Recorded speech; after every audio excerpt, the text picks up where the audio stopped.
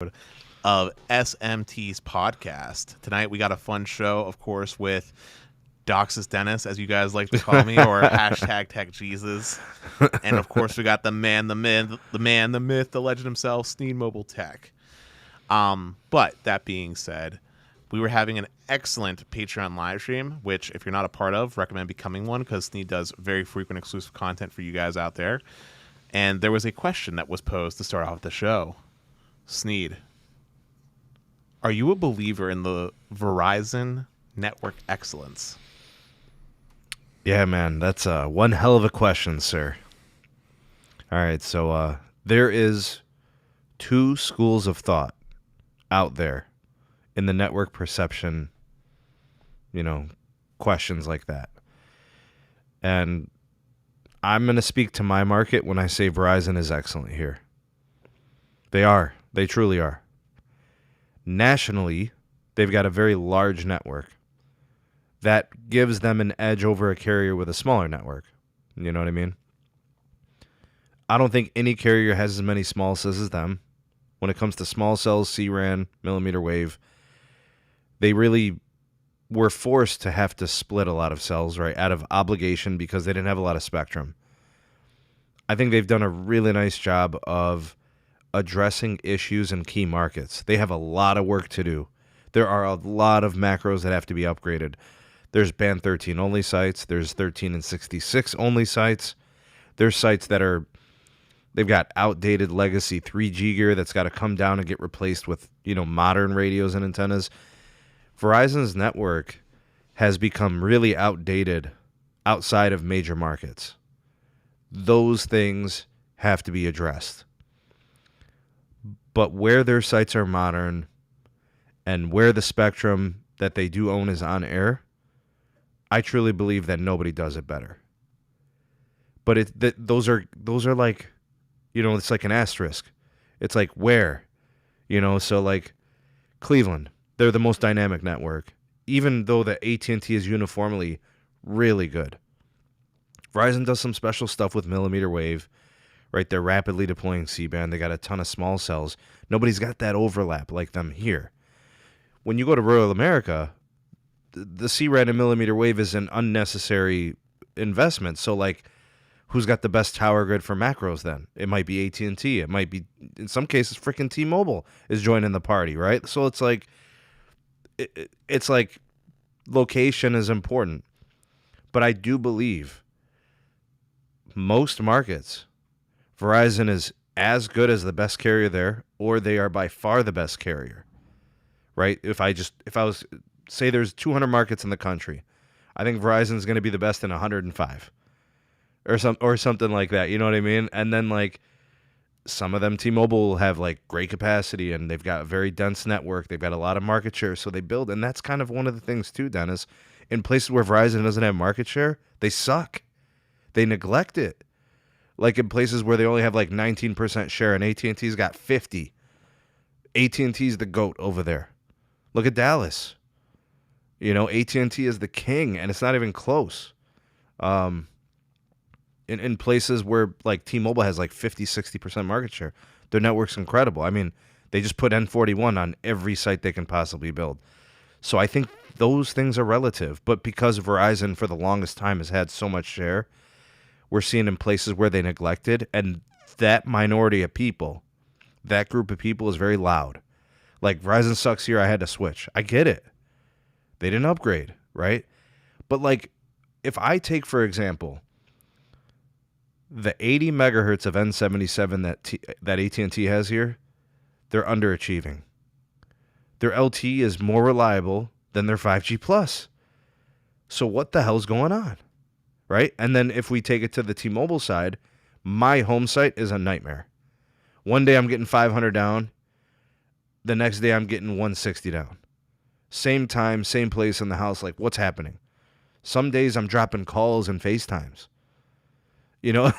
And then some days 4K video. Like, I see it all with. So I don't want to characterize Cleveland, T-Mobile as like it's all bad. No, my home tower site is a wreck.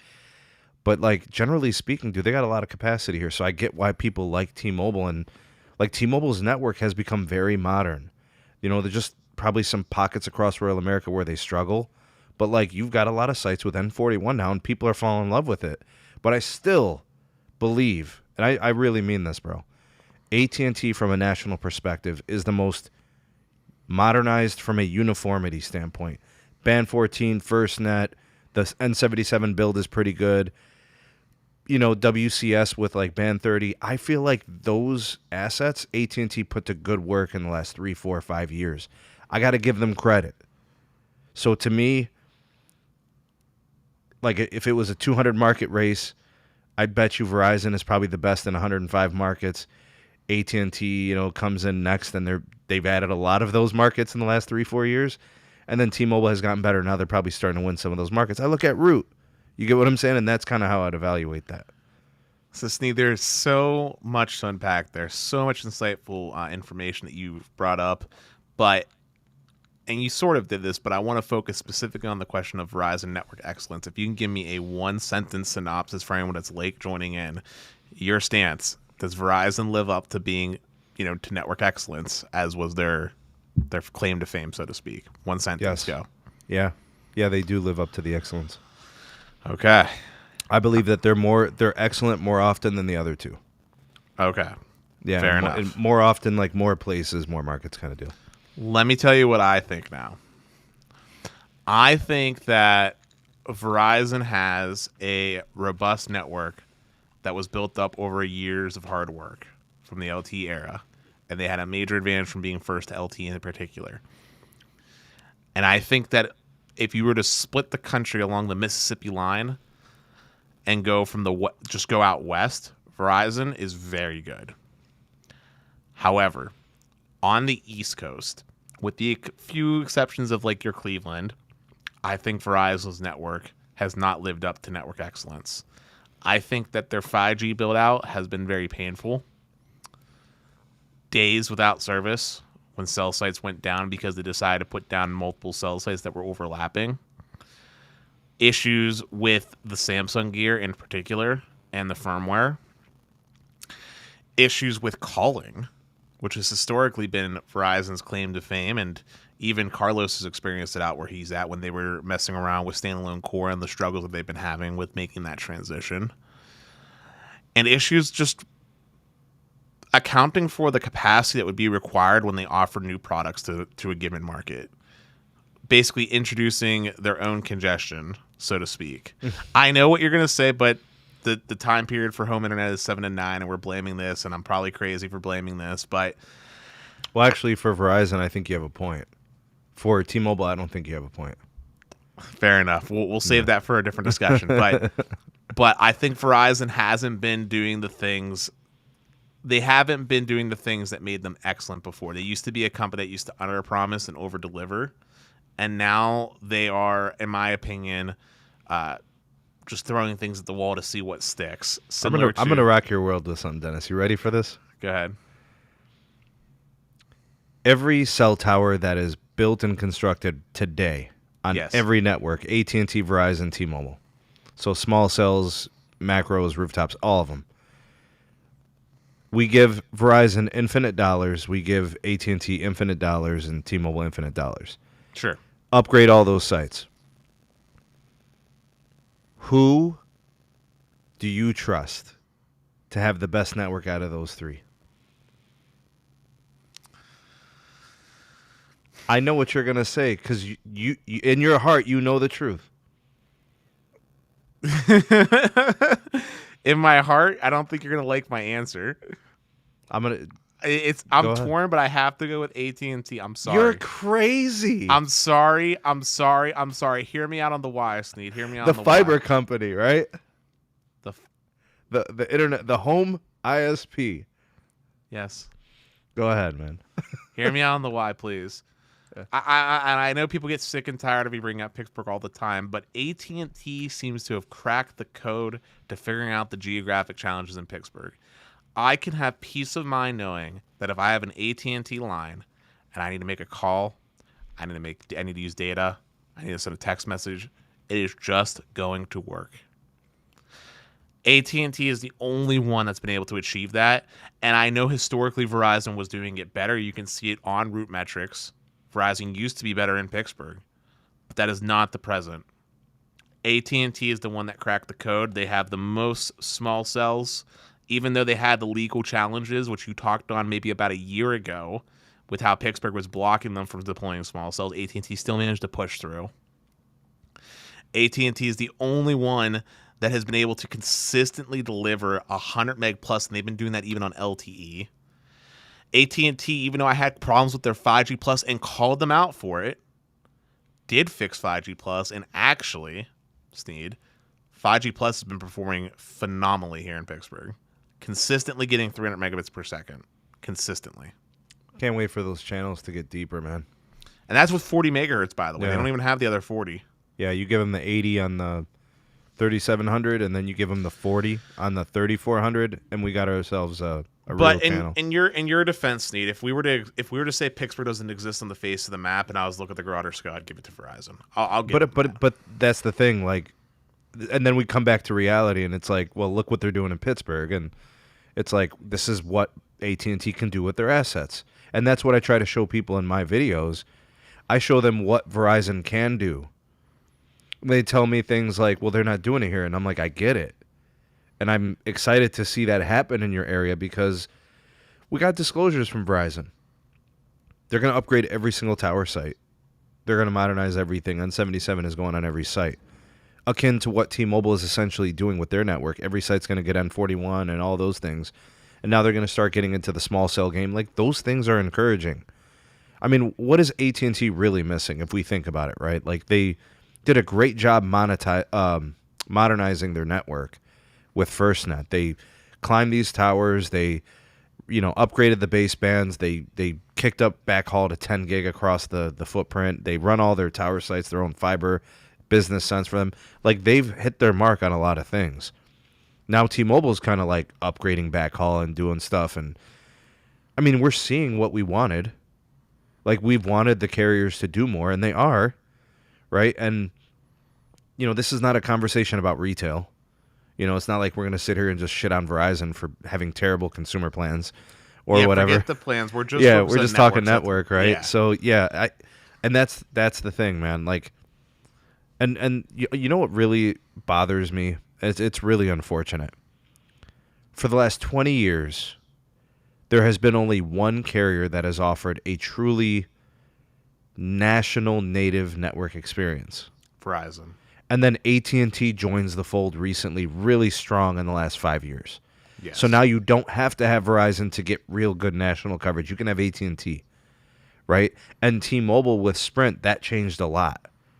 Like, now T-Mobile is more legitimate, and they're building a little bit more native and getting off of roaming.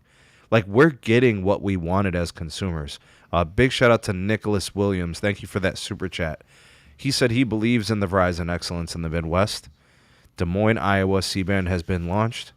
5G business internet, $99. 200 meg package. He's getting the speeds. This is a little bit sidetracked, but we touched on so many things now. I kind of want to bring up something. Do you want to know what I think differentiates AT&T from Verizon and T-Mobile right now and why they're so much better in Pittsburgh? Oh, snap. We got a new guest. What's up, Yasmin?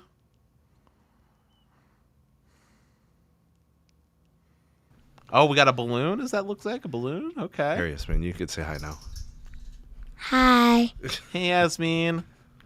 Is it your birthday today? She's asking if it's your birthday. You want to talk to Uncle Dennis? It's not my birthday. You want to tell him? Tell him. Hey, Yasmin, what's up with the balloon? It's from my dad. He just let me have it. You gonna suck the helium out of it later to make your voice all high pitched to make your dad's voice sound funny? You don't know what I'm talking about. It's okay. It's okay. Ask your dad to put your dad back on. He'll show you later. You talked to Uncle Dennis? Was that fun? Hey, Uncle Dennis. Hey. I was asking if you were going to suck the helium out of it later to make your voice sound all funny, and she just... You want me to do that with my voice, Yasmin? Yeah. All right, we'll do it later. Actually, you should do it at the end of the show. Oh, God. He wants me to do it at the end of the show. Dude, she can go back, Yeah, dude. yeah. No. Yeah. Get out of here. Yes, he's gotta do it. Skedaddle.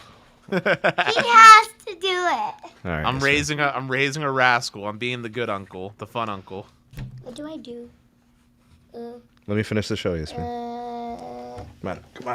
Come on, little one. I sound Let me finish. weird. Come on. Yasmin. Well, guys, you guys have been spoiled by innocence incarnate or a devil in the making. We don't know yet.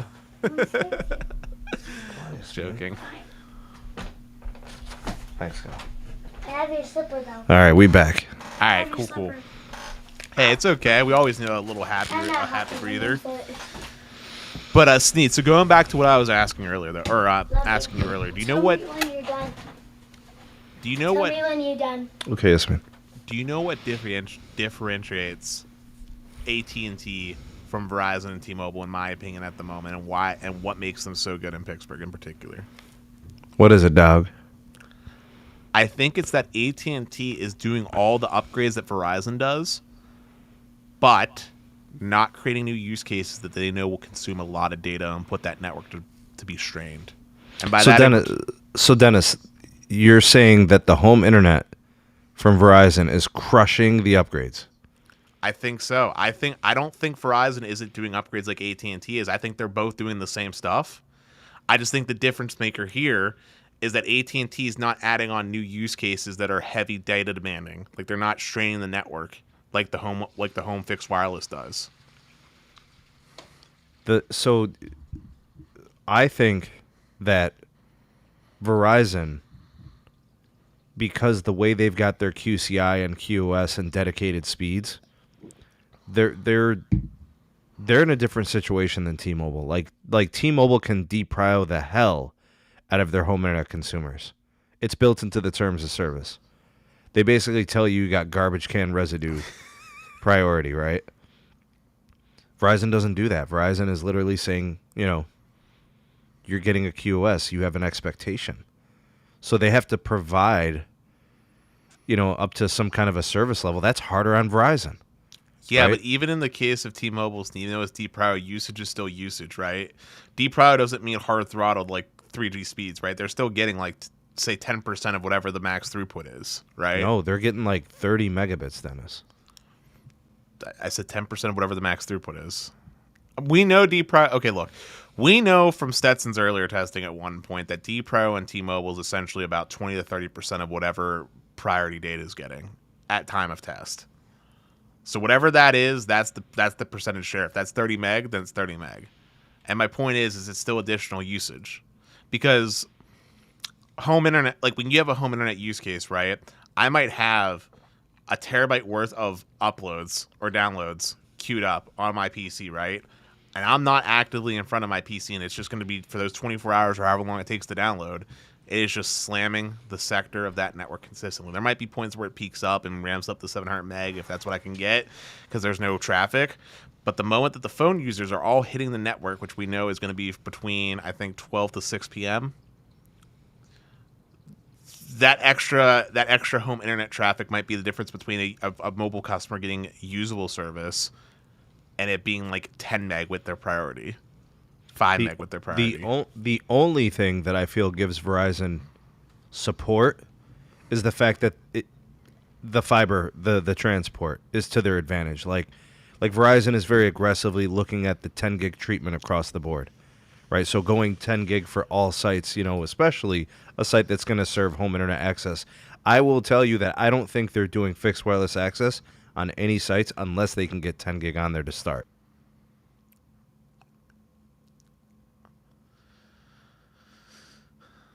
I agree with you. They probably it's all good. Hey man, part of being a dad. It's all good.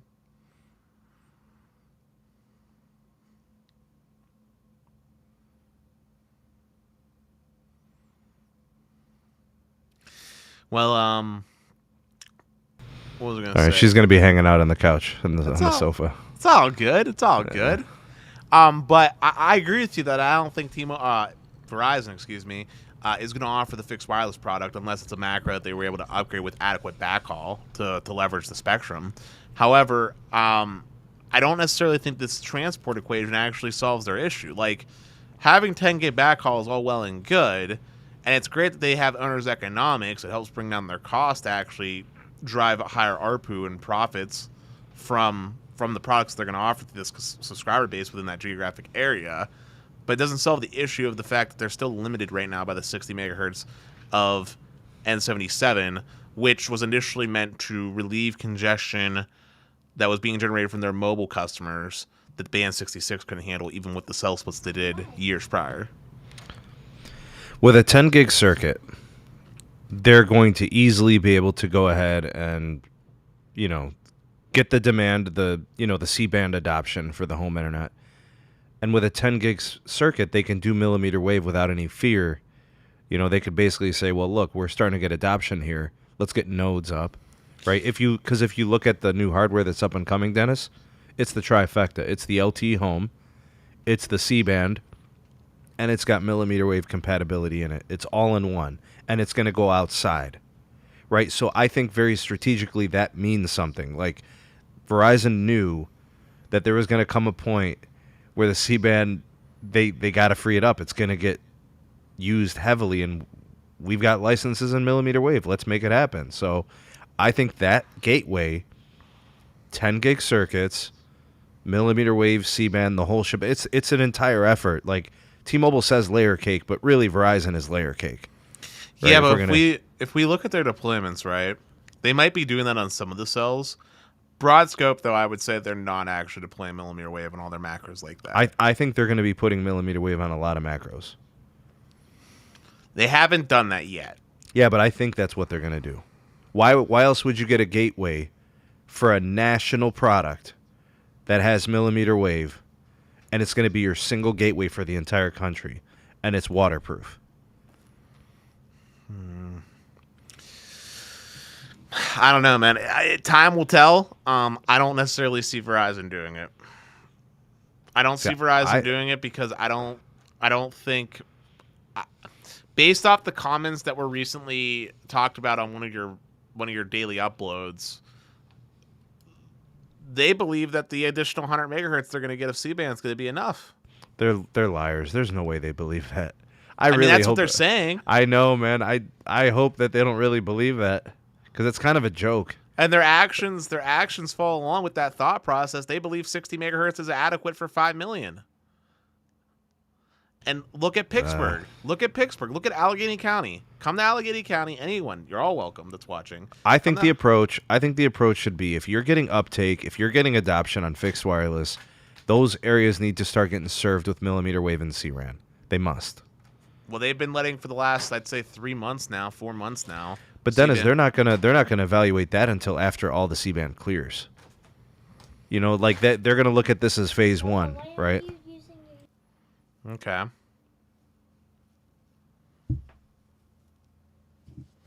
Yeah, so if they've got like 60 megahertz today, things are getting kind of rough and hairy.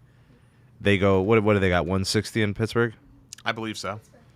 You're going to add 100 megahertz, dude. By the way, I was talking to an engineer, and he was telling me a little bit about some beamforming and some other features and capabilities of what these wider channels are going to do. I get the impression that the additional 100 megahertz that you're going to see in Pittsburgh is not going to be like, what would it be in terms of a percentage? You're more than doubling your throughput. You're more than doubling your bandwidth, right? You're going from like 60. You're not going to 120. You're going to 160. Let's just say that in theory we'll go from it's going to be like a 4 2 gig. It's going to be like a 4 or 5x multiplier. Like the performance improvement by going to 160 megahertz. Because of the beamforming, because of the radio gear, the extra bandwidth, it's going to be like a 4 or 5x multiplier. So if your peak right now is like 600, you're going to be seeing like over 2 gigs per second. I've seen as high as like 800 meg or something like that, but that was within combination with other frequencies. Yeah, but I'm talking like, 100 megahertz N77 plus the additional, whatever it is, 60 in your case. In my market, I think it's 40. So like, it's going to be huge to get that extra bandwidth, and maybe that's what they meant by that. But like, still, I think they have to reevaluate that. Like, once you have all your C-band on air, and you're getting a lot of uptake, you must ensure that those channels stay as clear as possible, if you can help it. The C-RAN, the millimeter wave becomes really important. They have to evaluate it at some point. Well, I guess we'll wait and see. We definitely ran this topic longer than I was expecting to, and I know you have some really good ones queued up, so why don't you go ahead and queue up the first properly researched topic of the night. Yes, sir. All right, this one is a Dennis special, and there's some technology in here that, like, I need you for, because I don't know this technology all that well.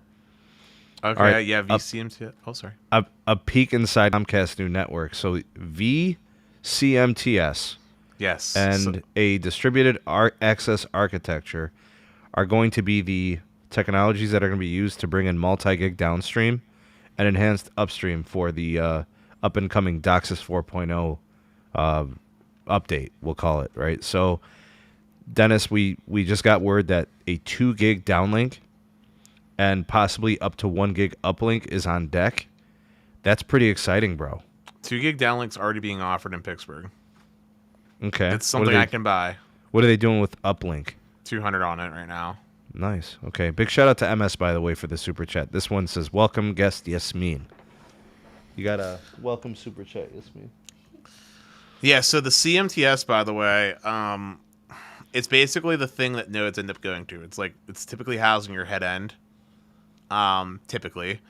But the move here with the virtualized nature of it is essentially, you could think of it like cores. Think of it like a network core, right? And then think of virtualizing your CMTS similar to having like multiple network cores, similar to how like network slicing works. That's being talked about the 5G standard is my analogy to you. Gotcha. I think is a good way to think about it. It's basically controlling the ultimate. It's ultimately controlling the amount of like speeds that are going to be available to like given nodes and managing the traffic. And then the distributed, whatever the term was essentially a fancy way of saying like we're making our network more robust to be able to make it so that like if node A goes down, it doesn't break the rest in the circle. There's going to be redundancy across the network. 2 gig downstream sounds like music to my ears. This is going to make cable look and feel a lot like fiber. I don't think 2 gig downstream is the thing to get excited about because, like I said, that's been around now for about upstream. The upstream is what cable was missing. And, yeah, it cites it here, up to 200 megabits per second in 34 cities and towns before the end of the year, based off this article. And it mentions Colorado Springs, Baltimore, Philly, Hartford, Connecticut, Augusta, Georgia, Panama. So, yeah, these were all in the initial press release that Comcast had on their site. So they're shooting for more markets next year. They're going to be passing 50 million homes and businesses by the end of 2025 with these upgrades. Yeah, this is exciting stuff. What are they going to do with pricing, Dennis? Pricing is, in the places that have gotten the upgrades, prices remain the same. Wow, that's pretty sweet. So fiber's got competition, Dennis? I'd say so. Yeah, I think so, man. I almost want to say something absolutely blasphemous that I know you'll hit me for. No, man, I think I'm coming around to this cable stuff a little bit, looking at these numbers, dude. I almost want to go so far to say is that in some aspects this actually might be better than fiber. Oh, damn. Hear me out on the why. Go ahead, man. Fiber requires a trained technician to do the install. There's no world where someone's just setting it up themselves. Like, you have to have a tech out to install the ONT. It requires expensive equipment to actually deliver fiber to someone's house. This is a lot cheaper and uses existing infrastructure in place, and there's going to be third-party modems available on the market for people to use, consumers to own and use. You don't have to be forced. Oh, that's consumer friendly. Yeah. Yeah, you're not forced to, like, say, use, for example, AT&T's integrated gateway to access your internet. Good point. Yeah. And that's one merit. Another aspect that makes this advantageous in some ways or in some regards is that I would say most households in the United States of America probably already have pre-wired coaxial cable outlets throughout various rooms in the house. Mm-hmm. So you have more discretion, I suppose, would be the word, in where you want to actually locate your internet equipment. Like with Verizon or any fiber provider, right? They're running the fiber to whatever makes the most sense to getting into your house. You might not have a say. Like when Verizon first did my install, my ONT was literally sitting outside. Not really accessible, right? And now it's in my basement. I'm happy with it being in my basement. But regardless, you're a little bit limited on where you get to put the ONT compared to where you can put your modem, is where I'm getting at here. Those are the two main benefits. Everything else, fiber's better. But for end consumers and what they want to do, it has its merits. I think I was reading, it was either Comcast or Charter. Can't recall. One of them, I think the upgrades are costing $100 or $200 a pass. Yes, 160. So it's like super efficient in terms of cost. Yes, it's very cheap and compared to a fiber install, which can be oh, dude, quite the range. I mean, and that's if you can. I mean, and that's partially running aerial. What if you got to bury everything? I mean, it's just crazy. I think if you're doing underground with bore, I think it's something like $1,000 per foot. Does that sound about right? That is crazy, man. But does that sound about right, or am I off the mark here? Maybe, I don't know, man. You're gonna ask guys that are on the job doing the work. They're not gonna know. You have to know the project managers, I think, to get those types of good numbers. Well, I mean, just buying one of those boards, or if you're contracting it out, like those boards are expensive, man. In fact, I'm kind of curious just to Google search real quick how much it costs for one of those like what are they, cat boards? The company's Cat, right? You're talking about the actual piece of construction gear. Yeah. Construction. What do you call that? Just a bore? Construction bore equipment. You know it when you see it, right? Yeah. Okay, so search it and see if you could. You could do a screen share if you want to show the folks. Dude, those things cost on the low end $50,000. On the just for end. Rental? No, just to buy. To buy on the low end. This is used $50,000. This is used. New $250,000. I mean, I worked in construction, Dennis, so I know what like all this heavy duty gear costs. I mean, companies go into debt trying to acquire the gear so they don't have to rent it. And then if you get into the fancy stuff with this like hydraulic Kelly piling rig bore pile drill, this thing, $700,000 a unit. It's made by FAR 250. So I guess it depends on how complicated you want to get with your boring, but low end $50,000, going up to, let's call it 3/4 of a mil, depending on what the need is and what you need to bore through. Expensive. Nothing cheap about that, Dennis. But I'm excited for DOCSIS 4. I'm actually more excited about that than fixed wireless, and I've been openly someone that stated that because I think it's actually going to impact the majority of Americans in a positive way with a real solution to our broadband needs. 50 million passes. That's a lot of people. And that's just Comcast. Yeah, and the fixed wireless nationwide scale is probably 15 million. When it's all said and done. Yeah. You know what I'm saying? So, like, yeah, I agree. What's Charter looking at for a customer base? It's got to be at least another 50. Actually, I think Charter might actually have more passings in their footprint. So this is going to impact 40% of the country? Well, no, if you combine Comcast and Spectrum for total subscribers that they could potentially serve, no jokes to me, I believe they serve up to 110 million Americans. So that's a third. So then maybe you're right. Maybe they are about a 50 million or something, 60 million. Yeah. All right, Dennis, next topic? Yeah. All right, buddy. The big wireless slowdown will continue into 2023. 2022 was a slower year than 2021. Remember the pandemic dollars we were getting, Dennis? You remember all the talk about moving prepaid customers to postpaid. Yeah. Well, all that came to a screeching halt this year. So like, what's 2023 going to be like for each company? You got T-Mobile, Verizon, AT&T. I guess we could throw Dish into there if you want to. I don't know. But like, where are you at with this? Pick a carrier. Tell me how you think their 2023 is going to play out. I think 2023 is going to be the year of hell for Verizon, where they lose a total of probably about 1 million customers minimum. So you got Verizon losing more. Yeah, I'm going to say they lose losses. I'm going to say they lose about 1 million customers in total next year.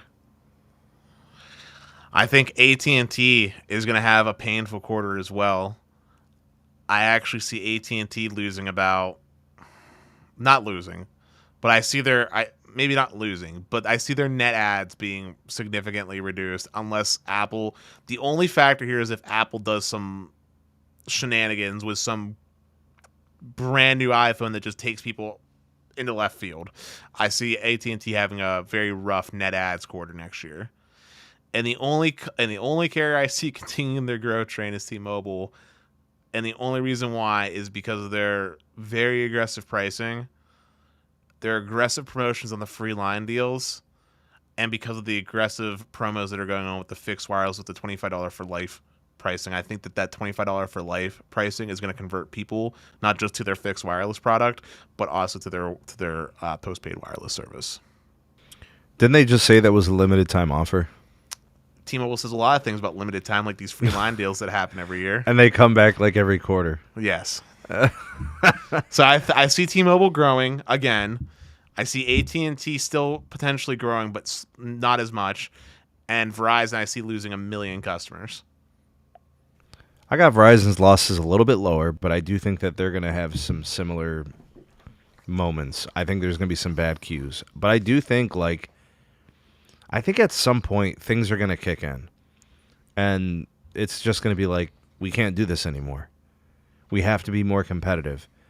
And I don't know how it's going to play out. Like, people are saying you got to do tax and fees included. You got to drop pricing. I don't know how they're going to do it. Verizon doesn't want to drop pricing at all. Like, you mean to tell me you're going to tell the most profitable carrier you got to stop being profitable? Like, they're not signing up for that. You know what I'm saying? So, I don't know. Maybe it's like they explained it. Do you know what Verizon we'll make cuts in certain places and we'll make other things more expensive. I don't know. Do you know what Verizon actually needs to do? What do they got to do, bruh? 3 things. 1, provide better customer service. Verizon has some of the worst customer service in the telecom space. They do. 2, solve the pain points that are causing customers to have to talk to your customer service. 3, offer a network experience that is actually noticeably better than your competitors, so you can charge the premium pricing. I just think they have to add value. Like, when it comes to plans, like, they just have to make it so they're more attractive and more competitive with relation to value. Like, if Verizon's network is that good, then paying a little extra isn't the end of the world. But if you're paying extra and it's not, well, then now you have problems. People aren't getting what they're paying for. Well, that's what I'm saying. That's why I explicitly stated the 3 things.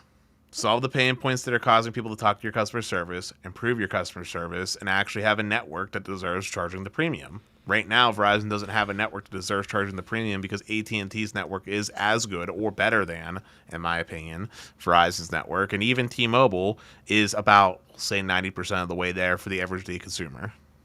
Just me wants to say bye to everybody. Hi. Bye-bye. See you, kiddo. I'm going to finish the show. Okay. But yeah. I got some losses for Verizon. I just, because I don't know where the turnaround's going to come from. Like, what are they going to do different? They haven't announced anything. We don't see anything in the background going on. So we don't know. Question, by the way, did you take advantage of the free line deal at T-Mobile? I don't have a T-Mobile account, bro.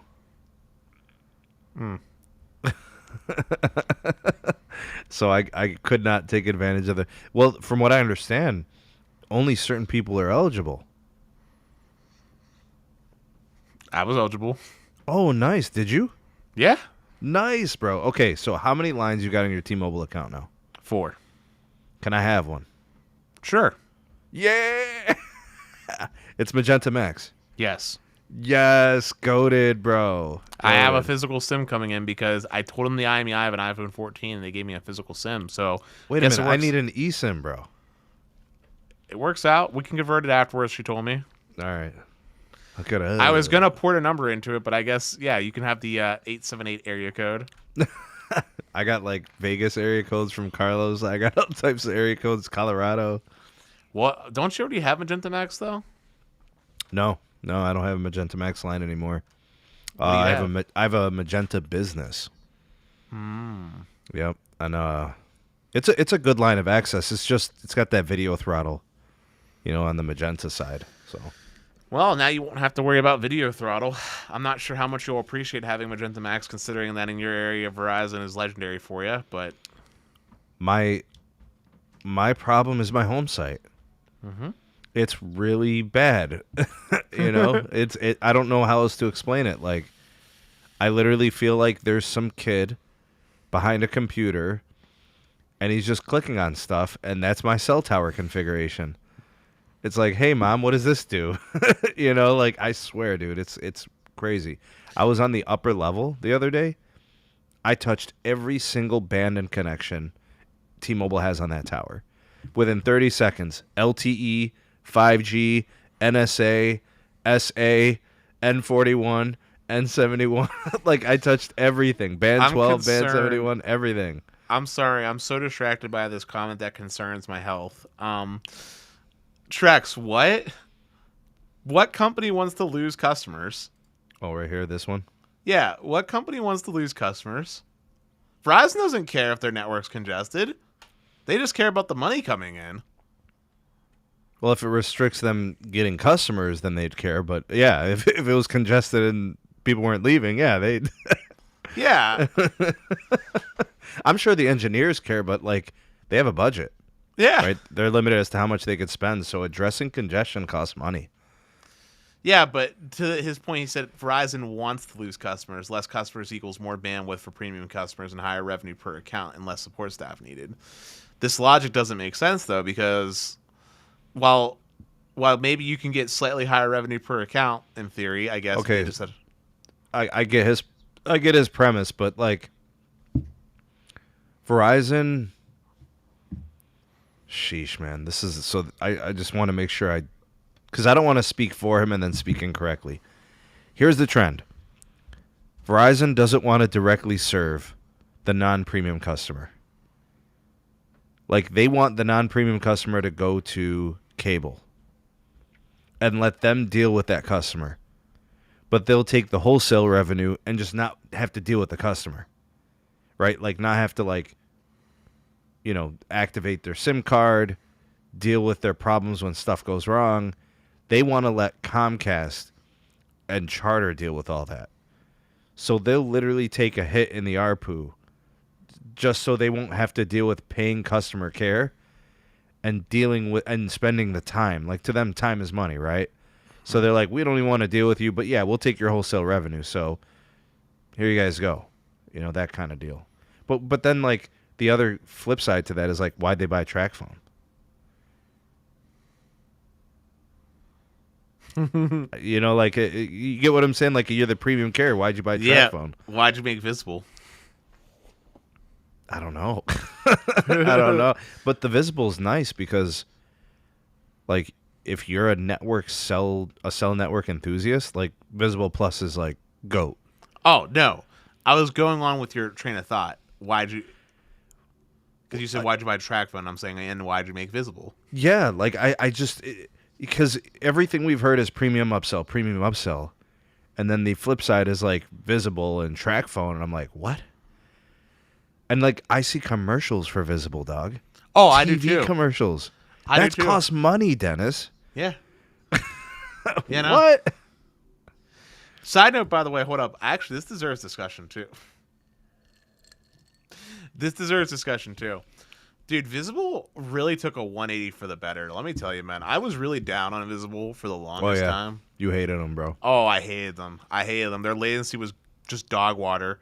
Their security had serious concerns, and their customer service was horrible. The customer service is still horrible, but their network performance is Verizon on the Visible Plus. You know what I gotta do? Do they have a 2-week trial? Yeah, they have a 10-day trial, I think. 10-day trial. So do you try the Visible plan or the Visible Plus plan? The regular Visible plan. You're just gonna have to drop the 45, bro. Yeah, I'm just gonna have to do. Yeah, because I gotta know. Because when I was using Xfinity Mobile, Dennis, that felt like my postpaid account. It really did. It felt just like it. So I was a big fan. I mean, we don't have Xfinity here, but like I would assume that that's how Spectrum would go too. Did you see Xfinity offers new plans, by the way? Tell me about them, bro. So better yet, why don't you pull it up? Xfinity Mobile on the web, look up Xfinity Mobile. They made 3 new plans. Man, you do it. You know how to access. You know how to navigate that website. Don't make me do stuff, bro. Ah, you're so needy. I'm just the host, bro. You can't ask me to do the most. You know? I mean, make me a host and I'll do the most for you. Joking. I accidentally just typed in Xfinity and then just discovered they're doing a $200 Visa card for gig speed internet. I wish I was a new customer. Anyway, sorry. Dude, Xfinity knows how to do good promos, let me tell you. All right, here we are. So I'm going to go ahead and share my screen. Boop and boop. Y'all should be able to see now. I forgot to take Sneed screens off. Okay. And Sneed is missing. He's MIA. No, we out here, bro. We're here. Okay. Yeah, I was saying Xfinity has some of the best freaking deals. But okay, so here's the new plan, Sneed. They got 3 of them now. Unlimited intro, Unlimited Plus, and Unlimited Premium. And was there single line pricing there at the top? Yes. Okay. And what they have done with these plans is they have increased the amount of data, like anytime data that you can use before you hit that 1.5 kilobit, like that 1.5 meg throttle. So it goes 20, which is what the original one was, 30 for the Plus, and 50 for the Premium plan. You get 50 gigs of priority data. C-band still doesn't count against it. They've added more hotspot. 15 gigs of hotspot instead of 5 on the Premium plan. And they have natively include higher resolution video regardless of activation type on the Premium plan options. They did make the unlimited intro worse though, the old plan that we're grandfathered in on that you have access to, and that they made that deprioritized data, and they got rid of the high-speed hotspot. So the goodness came from the upper level plans. Yes. And the hotspot's probably nice for some people. Yes. The video playback you said is what, 1080p across the board? 720p on the premium options when connected to 5G uncapped. See, it looks and feels just like a Verizon postpaid. Yep. Like a Get More or whatever. Yeah. Yeah. Wow. Okay, now what are we doing for multi-line? Unlimited intro, same pricing as the OG singular unlimited plan, which is like $30 a line when you have 2 or more lines. So 2 lines is $60. $60. Oh yeah. You only have to get 2 lines. It just has to be multi-line. It doesn't have to be 4 or 5 or anything. Yeah, it actually goes down. Well, it used to be that way. It used to be 4 lines to get the $30 price point, but they actually reduced it further. Yeah. So 2 lines, $60.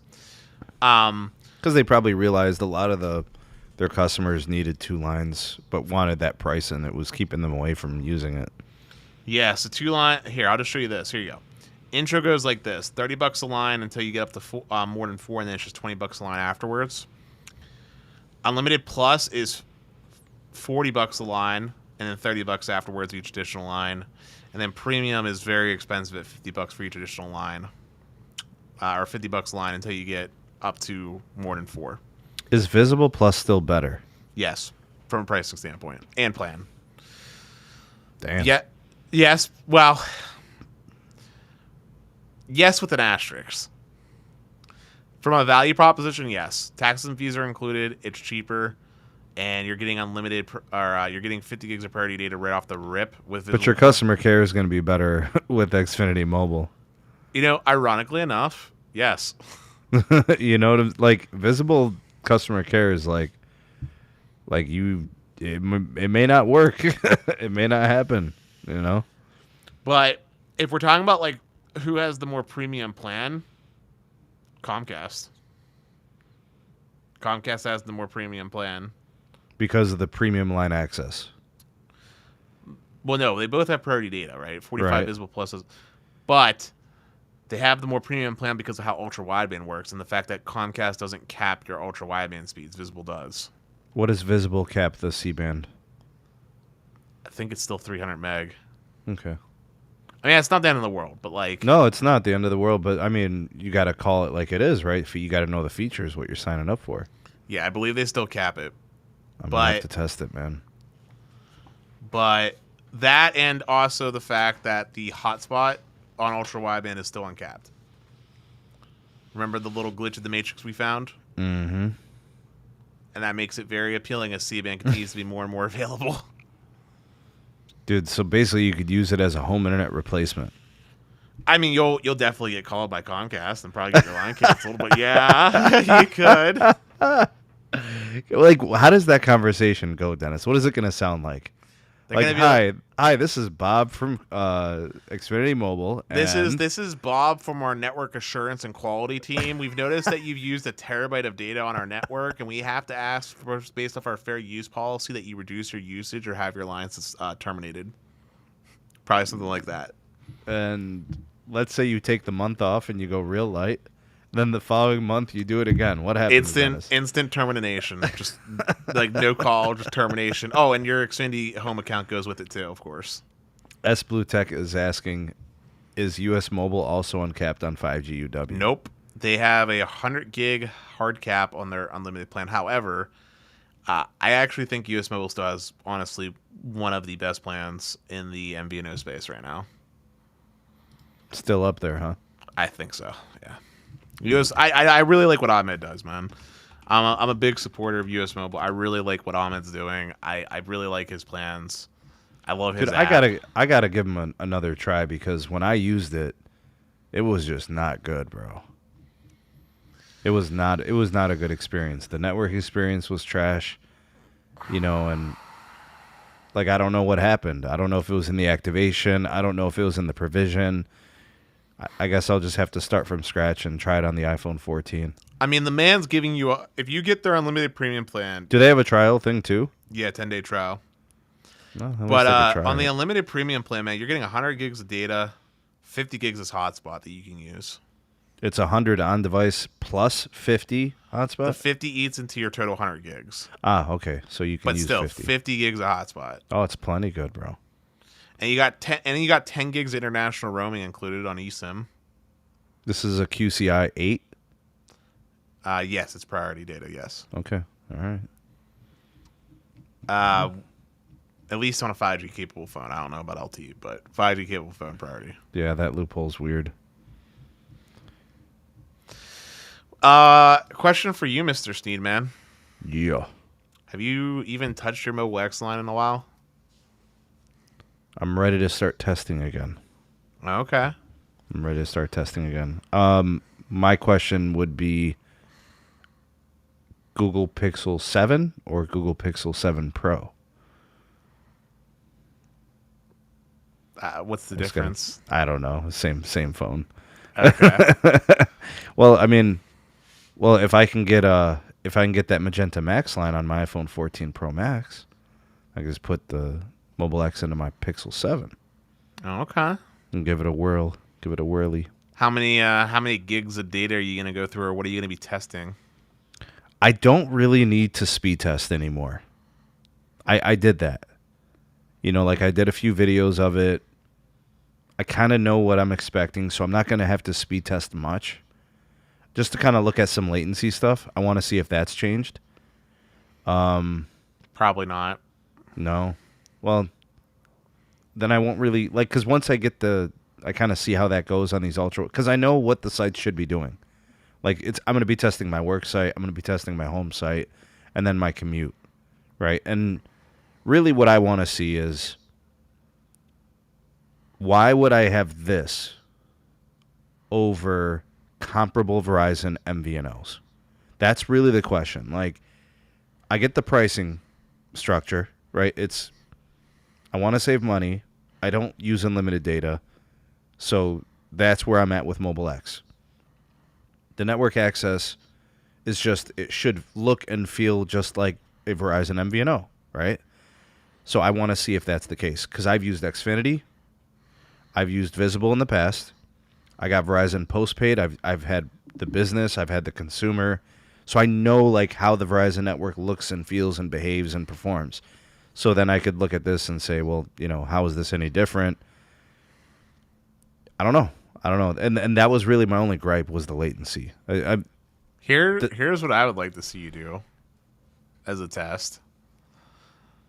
Literally make it your primary phone and just use it like a phone. Not a single speed test ran. I want to see, what it recommends you as far as your data usage goes, based off like your just normal usage, no speed tests. Mm-hmm. And B, if you notice any difference at all. Because you and I both know, we could just be upfront about this, we know that it's not going to perform as good as Verizon postpaid as far as the speed test goes. We just know that's the fact. But does it actually matter is the question. It's irrelevant. You think it's going to be irrelevant? I mean, speed testing is a proxy of available capacity. Yeah. Are we really is that something we're concerned about on Mobile X? And I don't think it is. Yeah, I don't think so either. I mean, I look at all the tweets from like Peter Adderton, and it's just like, it's hilarious. He's like, look at the speed test I just read, like, and he mocks it and he makes it a joke, and like, I totally get it. It's not for the speed test snob. The service is not for the speed test addict, like Ookla Junior, Ookla Senior, all of those apps. Like, it just doesn't matter. And I'll tell you what, man, after the first couple of days, I stopped speed testing and I just used it. I never had buffering video. I never had issues with audio playback. I don't remember problems, actually. So, like, that's encouraging. You know what else I think would be an interesting little test, by the way? I think it'd be interesting to see if you can use the tools that the Mobile X is providing to reduce your data usage. So once within you have the app itself? Yes, like once you've determined the baseline of what it recommends, like I'm just going to use this. Let's just say it's saying based off your predictions, you're going to use 100 gigs or something, right? Whatever crazy number you probably shoot for. I would love to see if you could actually make conscientious decisions to reduce your data while not necessarily impacting like your daily flow of life, so to speak. So like, so Dennis, what do you think relative? Like, let's say I'm consuming a lot of YouTube content. Sure. Is the app like going to recommend to cut down the like resolution playback? I know. Or is it going to tell me to get on Wi-Fi and download the videos? I don't think the app's going to give you any recommendation, but what I meant by tools was, like, we know from Stetson and stuff that they have the speed optimizer tool in there where you can, instead of having uncapped video, you can purposely throttle your video yourself to 40p, for example. No, I'm not saying you're going to love that, but maybe to experience it, right? Yeah, to experience it, maybe it's 720p. Maybe my point is you use the tool, because Mobile X's whole spiel, right? It's not even about necessarily cost, right? Because if it was just cost, you would just go Visible $30 plan, right? And just call it a day, right? Mobile X's whole shtick, right, is plans made just for you, or custom tailored plans made just for you. So, like, there should be tools in there that you can tweak it around a little bit and kind of make it so that it's comfy for you while maximizing your cost savings. But I know me. The one thing that I'm chewing up is video gigs. Sure. Like, that's going to be probably 90% of my data. So, easy way to reduce video gig consumption. Reduce resolution from your 4K that you're probably watching and into like 720p. Yeah. And then I think, what are we talking? Yeah, well, 480p, dude. You're talking about moving down to about, what, 1.5 megs per second is all that's required for 480p? Yeah. So a 10-minute video at 480p, 50 meg. You know, 480p 10-minute video, probably like maybe 75. 75 megs. Yeah. Okay, now if you watch that in 1080p, Like it's like a 4x multiplier. Like 350, 400 megabytes, megabytes. Yeah. Yeah. And that's just one video. Yeah. Right? You start turning that into 5 videos a day. Now it's a difference of gigs. Yeah. Like you went from 4 gigs to 1 gig. Yeah. You know what I mean? In usage for the whole day. Yeah. But when you have unlimited plans and you're conditioned to have unlimited, you don't monitor shit. Right, but you're paying for that, right? Like, if you were to do the math, right, on an unlimited plan. But this is the mind frame of the consumer, Dennis, right? I'm unlimited. Yeah, let's go, you know?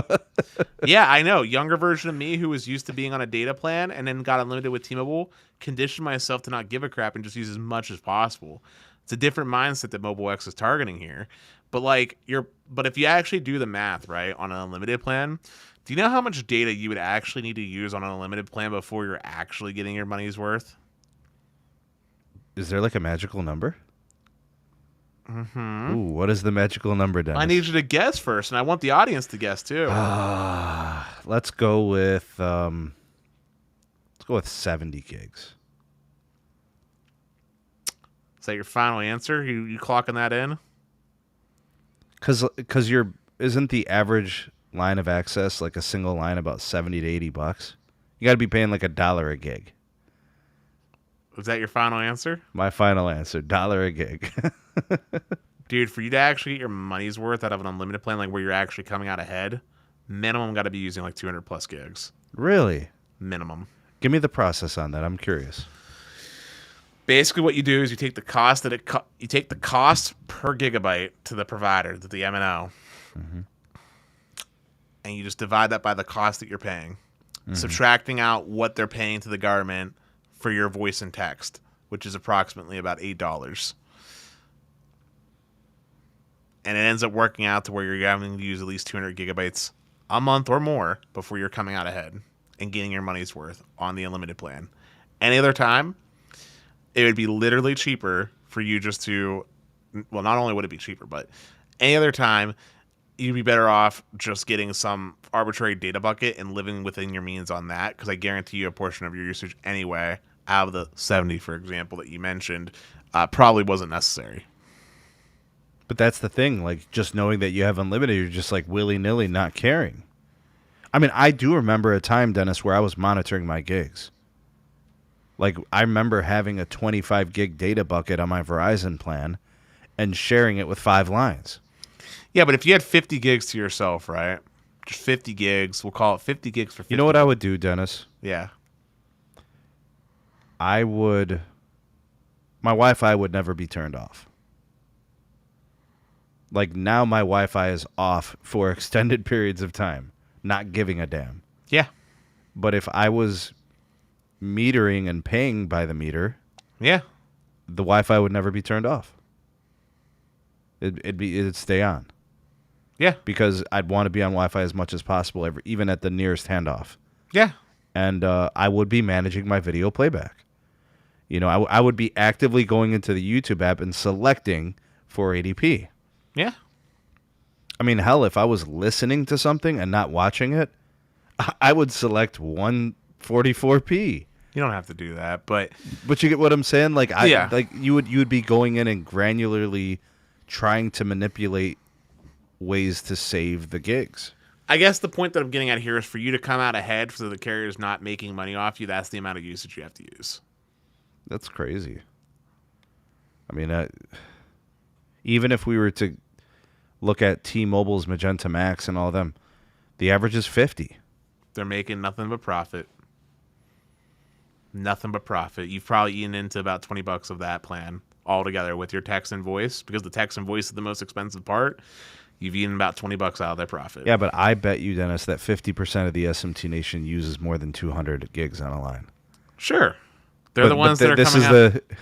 But that's this community. You know, like it's the hyper-informed, hyper-value, cell network tech snob, Yeah, sure, but I'm just saying that's the kind of usage you have to have on a regular basis to actually be getting your values worth out of that $85 you're paying for Magenta MAX. I would not have thought in a million years it would have been that high. That's crazy. It's very high, and it keeps getting higher. Every year, the cost of data goes down. Every year. Because it gets more efficient for them in their operations. More efficient, or owners' economics, or reductions in investment, because, But their ARPUs don't change much. That's because other ancillary factors are reducing in the example of T-Mobile's ARPU, right? T-Mobile's giving free lines. And for AT&T, it's the upgrades, the promos for the iPhones, subsidizing them. Yeah, that's the things that are eating into the ARPU, right? Yeah. Like if we were to take all that away and just focus on the actual plan and what you need to do to actually maximize what you're paying for, that's the kind of usage you have to have. And they don't want to sell you 5 gigs of data. They want you on an unlimited plan and get you at the all-you-can-eat buffet, but they only want you to eat 2 plates. They don't want you to eat 10 plates. I mean, for all intents and purposes, if you're someone that's using about 25 gigs or less, unlimited plans are the best thing to the carriers ever. Yeah. And everybody fits in under 20 gigs, man. 90% of the users are under 20 gigs. Yep, and those users, mind you, by the way, are the ones that are subsidizing those one-off situations where people are using more than 200. I'm about to make my own network, Dennis. You said that many times. I'm about to do it, dog. Hey, so Sneed, let me ask you a different question for you, friend. Let me ask you a different question. How much time do you realistically spend at home? Just curious. Like as a percentage of your time. 24 hours in a day? Mm-hmm. Yeah. Mm. I'm going to guess hours. At least. I was going to guess almost 50% of your time is probably at home. I mean, yeah. I mean, you're sleeping for 6, 7, 8 hours, and then, you're doing dinner, you're doing the shower, and then you're doing the podcast. You know what I'm saying? So that's 50% of your data usage right off the top. You could just reduce being on Wi-Fi. Yeah, but 50% of like 300-400 gigs, man. Yeah, but now it's not 300-400. It's now 150, 200. And then hold up. Ready. That other percentage of the time that you're not at home, where are you at somewhere that has Wi-Fi, like for example the bakery? It's literally the speed testing is the problem, Dennis. Okay. Yeah, let me get the number. Let me get the amount of gigs that I test on speed testing. Because Sneed, you do know that your boy here, the guy that can chew through a 70 terabyte amount of data in a month, right? You know he only uses like 15 gigs of mobile data on average, right? Yeah, because you're always on Wi-Fi. If you remove speed testing out of the equation, it's like 15 gigs I use. Where is this setting, bro? I used to find it. Are you an iPhone or what? No, I'm on my Android. Is it in the apps itself or something? There used to be a setting where you could go into like the data usage for each app. Oh snap, we got a super chat from Franco Barrera. Yeah. He said currently testing out Boost Infinite, and it's not a premium network experience. It's basically a postpaid deprioritized Boost Mobile. So it sounds like a prepaid. That's what it sounds like to me. Yeah, Boost, I'm mad at Boost, man. Or I'm mad at Dish. I really wanted to try their Genesis, dude. I really do, dude. I've been trying so hard to get on Project Genesis, dude.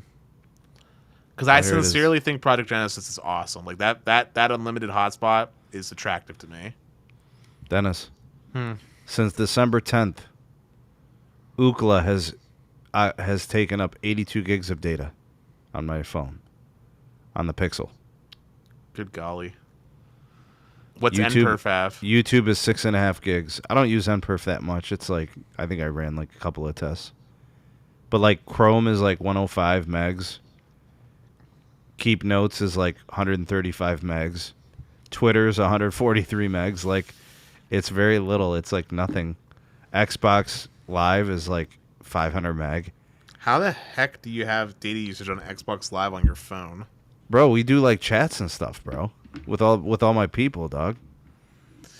Hold up, I want to look at my usage right now. I don't like how iPhone reports usage. Oh snap! We got another super chat, Dennis. I see it. It's a $50. It's a $50 bomb. Banger. Yeah. It's from S Blue Tech. He said T-Mobile made a smart choice by not offering mix and match. He uses over 200 gigs on his family plan, and everyone else does not use more than 30 gigs each on Magenta MAX. Yet we all have to have Magenta MAX regardless, because of. Yeah, the way they structure that, man. Shout out to S Blue Tech. Thank you for that that incredible donation, man. By the way, I appreciate every single donation that you guys have sent to me. Thank you all so very much for that. But if you want to help out the creator and it enables them to get more of that donation, the way to do it would be through the PayPal, the Venmo, or the Cash App. More of that comes directly to me and doesn't get chewed up and spit out by the processors of these super chats. The YouTube gods and Google. Yeah. They're like gatekeepers. I'm a big fan of Patreon because I feel like it's an equivalent exchange. At least then they get actual extra content or something. Right. Dude, Dennis, I'm telling you, dog. Like, if I had like 1,000 Patreon supporters, like, would we really even need the tube? No. And then I won't even run ads. Why would you run the ads? Like, they're monetizing the channel. Yeah. Your supporters would be monetizing your channel. You wouldn't have to run a single ad. If you had 1,000 Patreon supporters at even just like $3, dude, that's $3,000 a month. I would never run an ad. I wouldn't, like I would disable super chats. Like, why? They're monetizing your creation. And out of that 3,000, I believe you get what's the ratio for Patreon? Patreon only takes what, 30%? Not even. Not even. Not even. It's like 10%. Yeah, Patreon's legit. On a side note, though, I was looking at my usage. Another super chat, Jason D. Thank you, man. Happy Christmas to you and a Happy New Year as well. Thanks, Jason. I was looking at my usage, Sneed, man. My bill cycle kind of reset a little bit here, but so far for the month, speed test used 3.7 gigabytes on my T-Mobile line. If we X that out, the biggest contributor to my usage was 188 megabytes on YouTube. 188 megabytes, not even a gig, just 188 megabytes on YouTube. And then Zoom with 272 megabytes. Spotify only used 50 because I have most of the songs downloaded, and Google Maps only used like 23.3. Yeah. Dude, my FaceTime, because it's been audio calls only,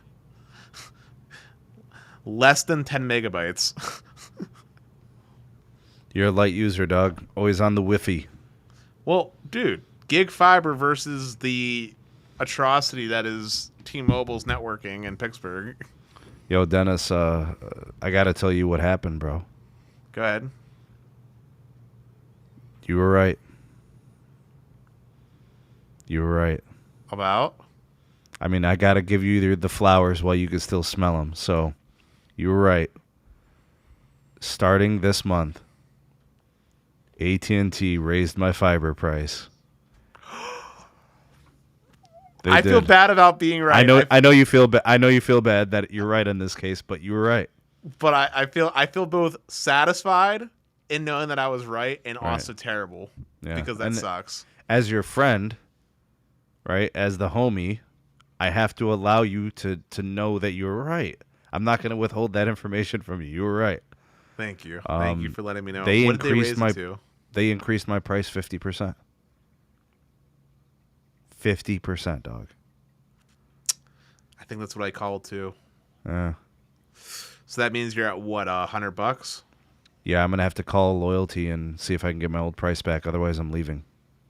Oh, you're staying committed to that? Yeah. Don't you still have like $10 million of credit on the account? No, it's all gone now. It's gone now, bro. It's all spent. It's all used up. So hold up. If you leave AT&T Fiber, who are you going to? Verizon 5G Home. Oh, dude. I can't go to Cox, bro. It's trash. Don't you dare. Don't you dare. Don't you dare. Dennis, why can't you drop your speed to 200? Because then I lose HBO Max anyways. But what does 200 cost? If they're going to do me dirty like this, I'm out, bro. Look, Dennis, if they can get me within 15% of my previous cost, I'll stay. Right? So if instead of it going up 50%, like let's say it goes up 20 or 25, I'll take it. But I'm not gonna pay the 50. And it has to be gig speed. It has to be. I'm used to it, dog. Then good freaking luck. It was nice knowing you as an AT&T fiber customer. I'll see you back in 90 days once you're a new customer again. So I go on 5G home for 3 months and then go back? I mean, that's what I would do. Or actually, wait. I got a better one for you. Ready? All right, go ahead. Sign up as a new customer under your wife's name. Cancel your account under your name and sign up under your wife's name. Stop. You think I'm joking? What? You think I'm joking? Anyone that has Comcast in the chat, tell my boy Sneed about how you constantly got those new customer promos. Oh, no. Pete's going to finance the fiber for a month. Dude, I'm being dead serious, though. Literally, just cancel under your name and make a new account under your wife's name. You don't think I could pull off the loyalty team play? Not a shot. Are you serious? Better chance of hell freezing over. I thought I liked my chances, bro. I give you 10% odds. Of getting my price. Yeah. I don't need it to be the same price as it was. Yeah, I just don't. I give you 10% odds. Holy so it's not happening, you're saying? You've clearly never talked to retention for any cable company, have you? Or broadband company in general, have you? I have, and I've gotten, 10% shot. Dang. Unless you're blowing Stanky himself, 10% shot. It's gross. Thanks, Pete. Thank you. Dennis, I'm sorry. hate you. I'm sorry. Oh, man. Carlos, what up, homie? He said, I went back to Cox using it today after they fixed all the stuff. It's working beautiful. They hooked me up. He's paying $65. Oh, wow. Look at his speeds, dude. He's getting 1,000 by 250. Is he fiber or coaxial? Fiber. Why couldn't they get him symmetrical? Maybe they're doing an RFOG. Maybe, yeah. 2-year price lock. Dude, I can't mess with Cox, bro. It's trash. Hey, bro. look at Austin. Austin came in with a super chat. He said, Thanks, I currently Austin. get 600 down, 25 up on Xfinity. He pays $124 a month. That's that non-promotional life right there. He's paying $124. Yep. Also, I'm like 99. Did they do the rental on that, by the way? Is that why? I mean, he's probably not in a promo. He's probably paying like if I were to look at his bill, this is my guess. It's probably like $83 for like the base. I think it's 200 meg now, and then the add-on for his blast that I'm assuming that he has, which I believe is actually 800 meg now. It should be not 600 but 800. So that's probably like an extra like $20 right there, and then the modem rental's like 14. Or if he has unlimited data, then it's the 25. I'm guessing, but yeah, no, you're screwed, Sneed. Come on, man. 10%, bro. Bro, we're talking about the telecom industry, and specifically the home broadband telecom industry, the one that has the least amount of competition and the least amount of fucks to give when it comes to their subscribers. So you're telling me to close the account? Yes. Or you could talk to open retention, or you could talk to retention and have some dude that's like either in India or you'll get someone stateside that's breathing into the microphone about how much they hate their job because it's like a ball and chain, and they're going to whip out their nipple flaps like the South Park episode and ask you to tell them more about how inconvenienced you are about the increase in your price. Should I go to the office of the president with this? Maybe. I don't know. Maybe you'll get something done. Here's what I want to do. I take the angle. I'm a very influential content creator. What do you think? I think it gets you something, maybe. All I want is to pay less than the new price that they moved it to. Yes, and telecom companies don't care about which is still going to be more than what I was paying before. Right, but here's the thing you're not hearing me on. Telecom companies don't care what you want. Here's how their system. You know what, Dennis? I'm going to win, bro. Here's how their system works. You won. Fine. You were right about the price increase, but I will avenge this price increase, Sneed. I will avenge it. Sneed, do you know how their system works? Your account is tied to a location. That location has offers that are allowed to be available within whatever billing system that AT&T happens to use for their home broadband. Once a customer is no longer a new customer, they're no longer eligible to any of the promos. So when you call into an agent, they are literally not going to see any of the promo offer codes on your account for any new customer promos, even if you say it's right on the website when you go into incognito mode. In the same vein, when you call in to get your price reduced with the retention department, they probably have retention offer codes. Probably.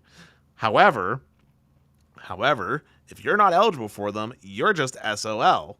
And 9 times out of 10, once a customer leaves a promo, they're not eligible for reductions in cost. Normally, those loyalty offers are just before a promo expires is when they could be applied, so you can lock them in for another couple years if they were thinking about leaving. Not after the fact when their price raised. After you're at the full price of whatever they determine that's the full price, you're just screwed unless you reduce your rate, which I guarantee they'll offer to reduce your speed for you, no problem. But you're saying you want to keep the same level of service gig and pay less, and those two things don't go together. Now they could maybe. So what are they gonna offer me, bro? Like if I want to keep the gig speed tier, I guarantee this is what happens. You're gonna call. You're gonna complain. They're gonna give you 2 choices. I can reduce your speed to get your cost down to where you want to be. Like, yeah, that's no problem as long as you're cool with 500 meg.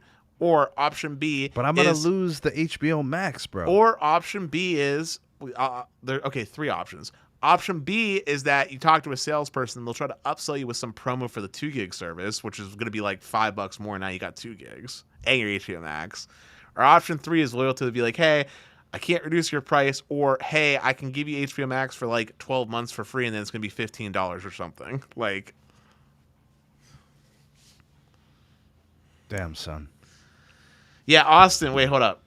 Wait, that's just internet. No other ISP. He's talking about a follow-up to his thing. He said, that's just what I'm paying for internet. No other ISP has challenged them. T-Mobile has tried waiting on Verizon. They're taking their sweet time to upgrade towers.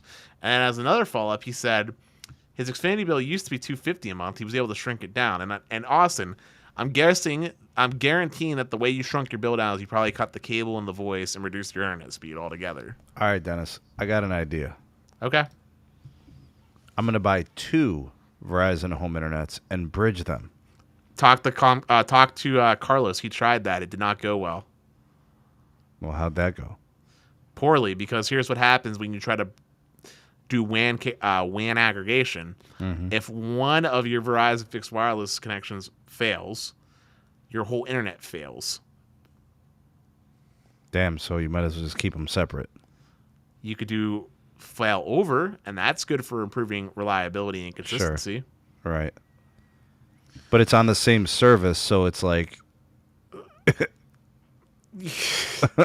So really the move would be 2 different fixed wireless providers. T-Mobile and Verizon, for example. No, I don't want to do T-Mobile. My tower's terrible. You know what you do, Sneed? Bro, my tower is basically what you do, Sneed? You know what you do, Sneed? No. I don't want to pay it, bro. I got a better one that's even more evil. No, I'm not going to Cox, bro. You must be crazy. Talk to Cox. Oh. See what those new customer promos look like. Get a no contract offer for 90 days. Oh, man. My face looks ugly as hell when I did that. Bro, screw FWA, period. Dennis was right. The BS will come later on, and it's true. If it's not millimeter wave, I'm good. Rather have the hard line. Yep. No, joking aside, Sneetzer, in all sincerity, this is the move. Cancel your account. Have your wife sign up with a new account. Do it online. So call cancel. Sign up for a new account on your wife's name. Yeah, but that means I got to take all this gear back to them. Minor inconvenience. Yeah. And then go pick up hers. Well, she'll have to pick it up because she's the account owner. Shit. All right. I mean, bro, I've done this a million times. Yeah, but I'm still losing HBO Max regardless. You can live without HBO Max. But it's nice having the HBO Max. The 50% savings will allow you to buy HBO Max, Need.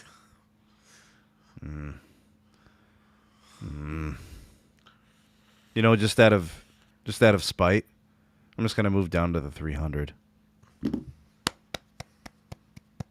You're finally buying the speed that you actually need.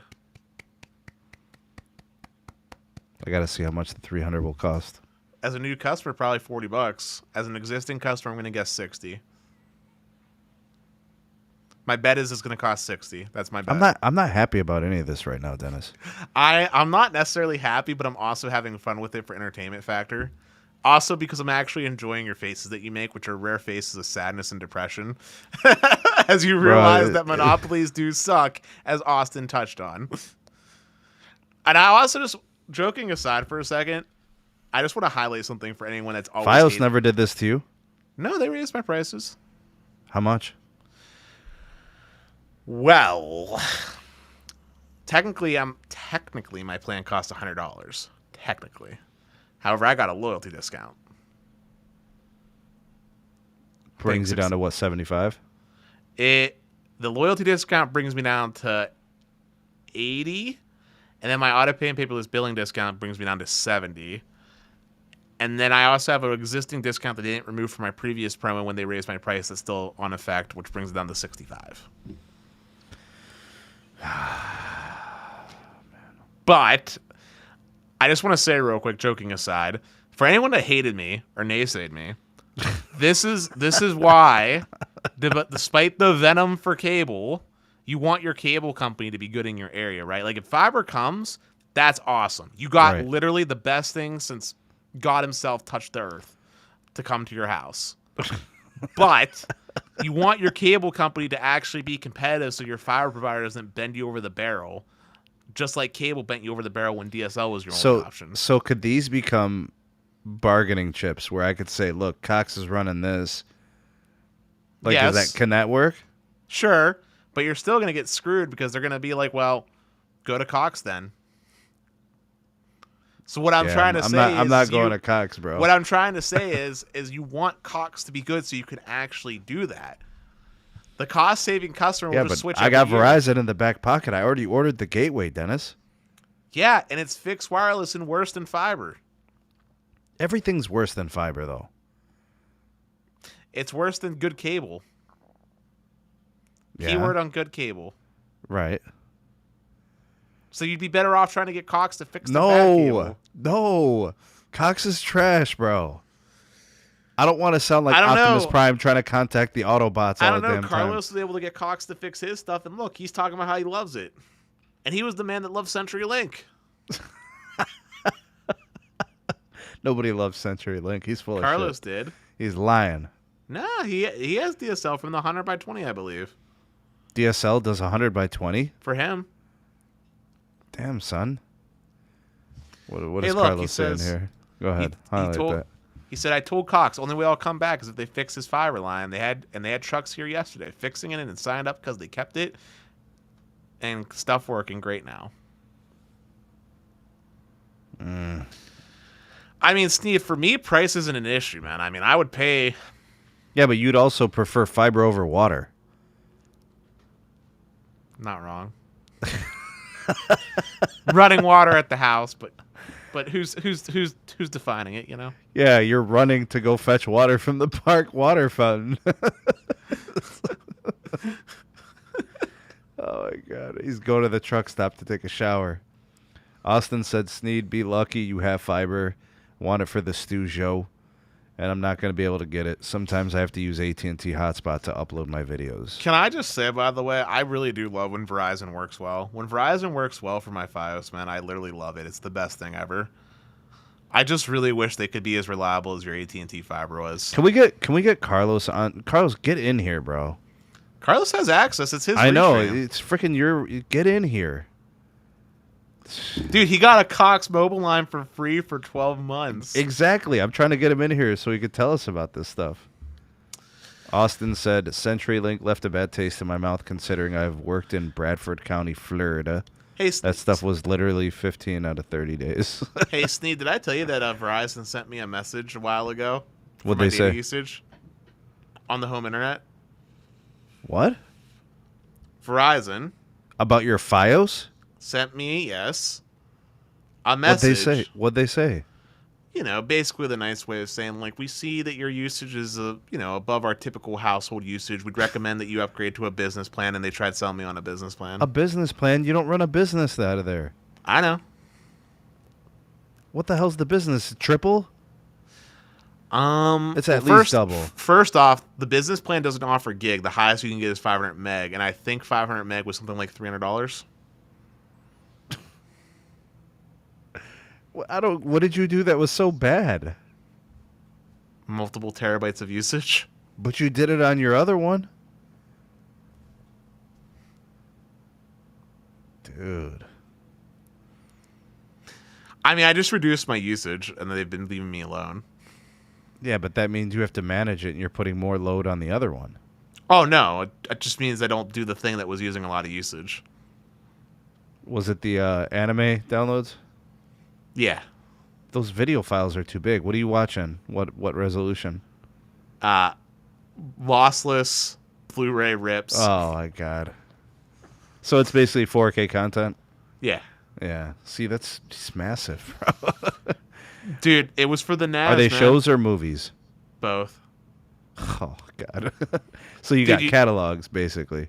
I got a NAS that's literally filled with nothing but, like, content. I literally have enough content on that NAS to make my own miniature version of, like, HBO Max.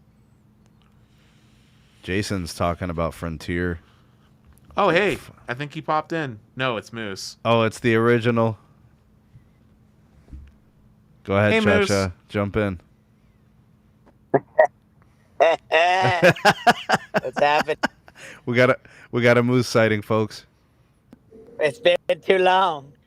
It's been too... You're Where late, you been, dude. Moose? Yeah. I'm what? Well, I said you're late, and Sneed asked where you been. Oh, man. It's been a busy season. Q4. Jesus. All right, Moose. Well, it's good to have you, man. You hear what we're talking about. Yeah, thank you. I've been trying to buzz in on the YouTube. So much congestion at the malls today. And by the way, I was going to ask you guys on that question that you put. Unlimited funds for all three carriers. Who would be like the superstar? Like, are we talking just unlimited capex, or are we talking opex? Like they had the money and the funds to literally upgrade every tower in the country. Okay, so you're saying just upgrading, no additional cell sites, no C-RAN. No, just whatever they got going on right now, like whatever is on the existing, footprint today. So basically, what you're saying is because T-Mobile is 5G, they're not even into the discussion at all. I don't think their network is big enough, so to compete with the other two. Yeah, and then the other thing I was thinking about is money. Verizon could do millimeter wave everywhere. They could. You know, the only issue that Verizon's going to have, to be completely transparent with you guys, Verizon One strategy, right now they're aiming for 50% cell sites to be Verizon, right? Like, Verizon fiber. Right. In that, everybody has to get to. Well, actually, only AT&T and Verizon currently are doing it, but 100% fiber to every cell site. If there's unlimited money, right? Yeah, but they're not like T-Mobile's not in the fiber business, so like that just can't poof magically show up. I'm talking about like everything the way it is today. Every tower gets upgraded, right? Give them all 10 gig backhaul. Give them all whatever radios and antennas they need to deploy their spectrum. Current tower grid, C-RAN, the whole shebang. And by the way, I have a issue with some people on the comment section of YouTube out Sneed about this 50 gig backhaul being a farce or a lie or blah, blah, blah. No. This is legit. It's going to happen. Just wait. Moose, we're getting a lot of pushback on the 50 gig situation. Dennis, do you know about this 50 gig situation? 50 gig? Are you talking about the backhaul? Yeah. Oh yeah, you're smoking something good, Moose. Yeah, I don't know what drug you took, but yeah, you're on something. Oh man, damn Dennis, son. we have need. He has his sources on the inner inside.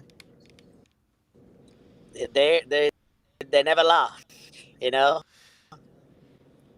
Yeah, and those guys are also drinking some great Kool-Aid. There ain't no way. No way. So when it No does no world. happen,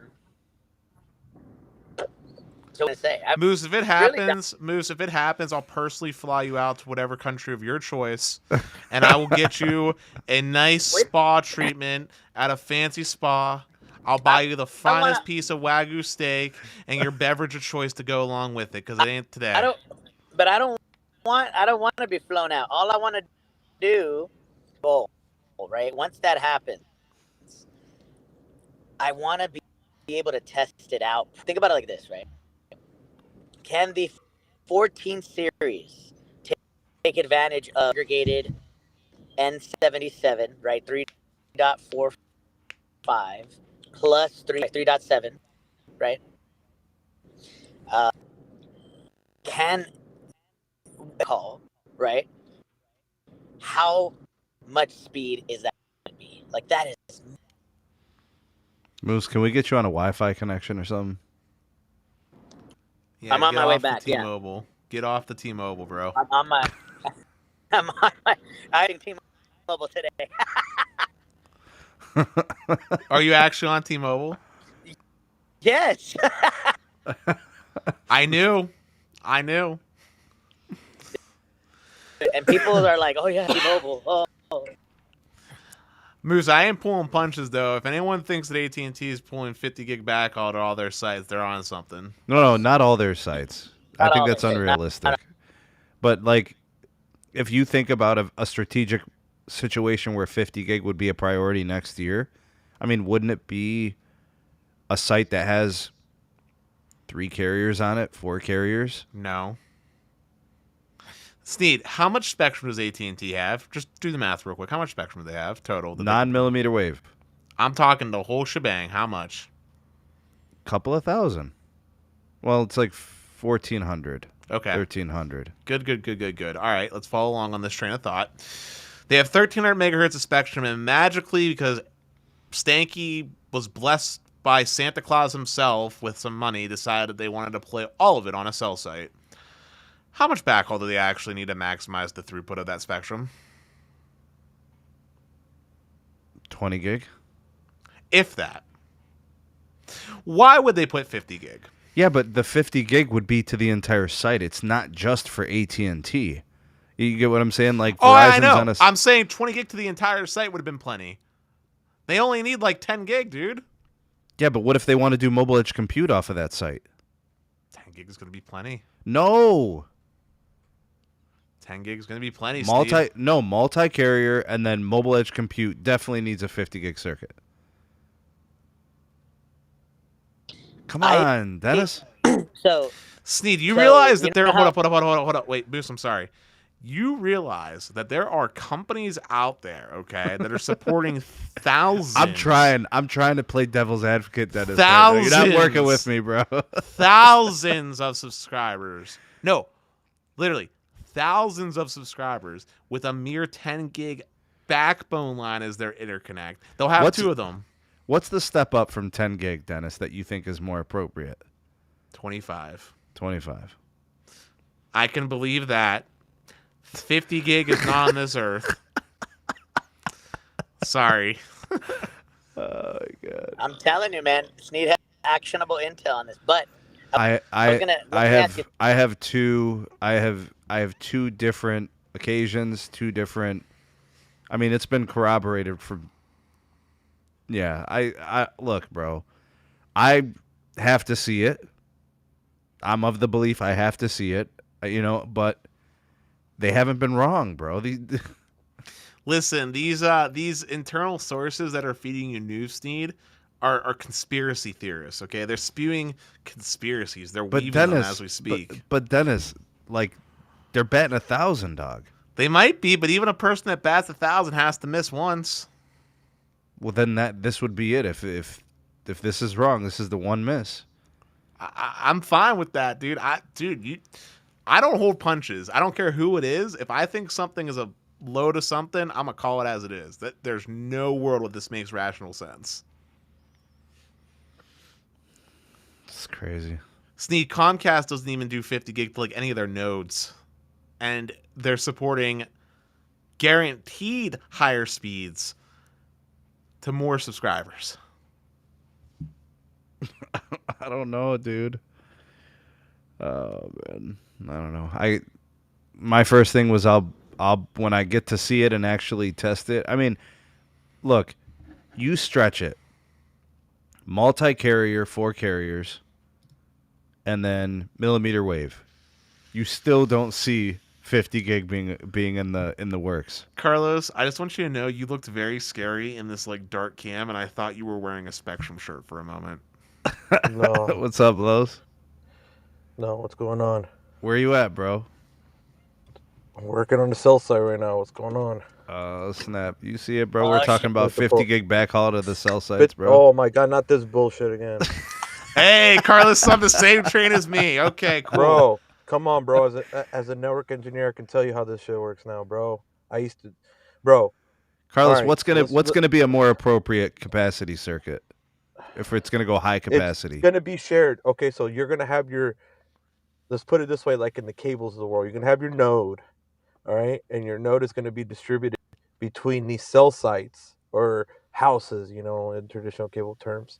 So basically, you're gonna have you'll have a 50 gig circuit. Yes, you will, but it will be shared between these nodes or these towers. So you'll share that 50 gig circuit between, let's say, 10, 15 tower sites or 10, 15 small cells. That's how it works. Each site does not get 50 gig. You know how expensive that would be? Your price for 4 lines will go to $300 easily. Oh, shit. Yeah, just to put perspective real quick, because Carlos, you probably know. Let's rationalize this. How much does an enterprise-grade gigabit connection cost? Ballpark. Enterprise gigabit, you're talking about if you can somehow get a sweet deal, about $5,000. That's a sweet deal. Like, that's if you worked out a contract and you literally bend over backwards for it. All right, let's bump it right up to 10. We're skipping over 2 and 5. Right up to 10 gig. What's the cost jump up to? About, I would say about like 15. Okay, you're in my realm. I'm thinking 15, 20,000. All right. 25 gig. What's that jump up to? Dude, that's about like $30,000. Oh, 30, no, it's more 40. than that. It's more than that. It's about 40 to 50,000. Yeah. So And imagine then what a 50 gig 50 gig is going to be what? A 50 gig circuit is going to be at least like 80 to 100,000. Yeah. 50 gig is what you use for backbone, like main backbone types of connections. That's going to be to where you take it and you're going to split it between your cells. Yeah. So you'll have your 50 gig backbone, your hub, and then that hub is going to basically, you're going to be like, okay, well, I want this millimeter wave node to Carlos, have do you think 10 gig. Carlos, do you think that would be for 3 or 4 sites? That's going to be at least for 10 to 15 sites. They're not going to spend the money on just 5 sites, bro. Be realistic. But we're looking They'll at put 10 a gig lot of them backhaul on as 1 the new gig. standard, Los. But you're not going to have... Yeah, but Sneed, what you got to understand here is, man, is like not all your sites are going to be hitting 100% utilization, right? You account for that.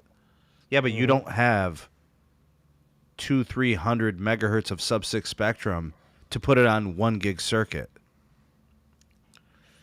Like, what the hell's the point of owning that spectrum and operating it? Like, their channels are about to widen for N77. There's going to be additional couple of auctions, and if millimeter wave is required, well then, goddamn, you got to have at least a 10 gig circuit to push millimeter wave. Well, yeah, especially if we're talking C-RAN, Los. Remember, let's be real, bro. Are the AT&T sites like in Cleveland like they are in Vegas? Because here they do 2 millimeter wave sectors, And then they do everything under the sun when it comes to their LTE, including Band 46. Yeah, I mean, regardless, millimeter wave will always be. It depends. It depends. You know that. Fun fact: a lot of millimeter wave, it's only running on 5 gig circuit, right? FYI. Well, from what I can gather is it's always shared. There's a circuit, and then there's all types of equipment connected to that same circuit. So it could be a 25 gig circuit, but it's got like 17 different access points or vendor operators that are on it. Vendor gear. Yeah, so it's not what people put it out to be.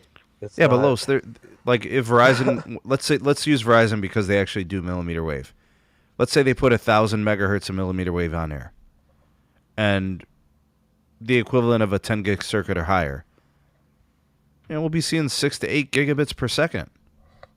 In the future, whenever it goes MIMO and all those things, And you know why millimeter wave, the highest you can get is about 4 gigs? Because it's on a 5 gig circuit. That's not true. It's the spectrum. The spectrum. Well, it's the spectrum. The spectral efficiency. 800 megahertz can do about 7 gigs. Yeah, but the devices can't do 7 gigs. Device can do up to 8. What device? Look at the specs. It can do like 7.5 to 8. Are you talking about the newest modems? Like the S22s of the world and stuff. Yeah, look it up. So then what's wrong with the vendor gear? It's not that. It's not the vendor gear, bro. It's just that there's confirmed tower sites with 10 gig fiber that are still only doing 4 gigs. Well, I think what Carlos is saying, they're limiting the millimeter wave to 5. They're capping that at 5. What do you mean, the backhaul? Yeah. Yeah. Ah, okay. I don't know. I'll have to ask I'm back. about this. Can you hear Hey, me? you sound clear. Yeah. Oh, excellent. Yeah, I went on the laptop. So, Thanks, okay. Anwar. Appreciate you, bro. But Sneed is absolutely right.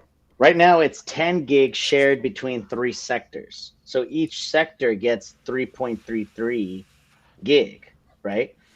What's going to happen is in the future, very near future, right, within the next hopefully 3 to 6 months, in areas that really need the boost in capacity without boosting the spectrum per channel, right, like the actual bandwidth per channel, they're going to increase the backhaul. And you're saying they're going to increase it to 50 gigs. This is actionable intel by Sneed. Sneed has the intel. For one cell site, for 3 sectors to share. Yes, and right there also has been indications that there's going to be millimeter wave added to cell sites. Mm-hmm. Dude, listen, I'm as much of an AT&T lover as you can find in Pittsburgh. All right? And I've seen AT&T do some awesome stuff, all right? Yeah. But we're not living on the planet Earth right now. We're not even on the moon right now. We're all the way up in Mars with this kind of stuff right now, okay? What Carlos was saying makes more sense.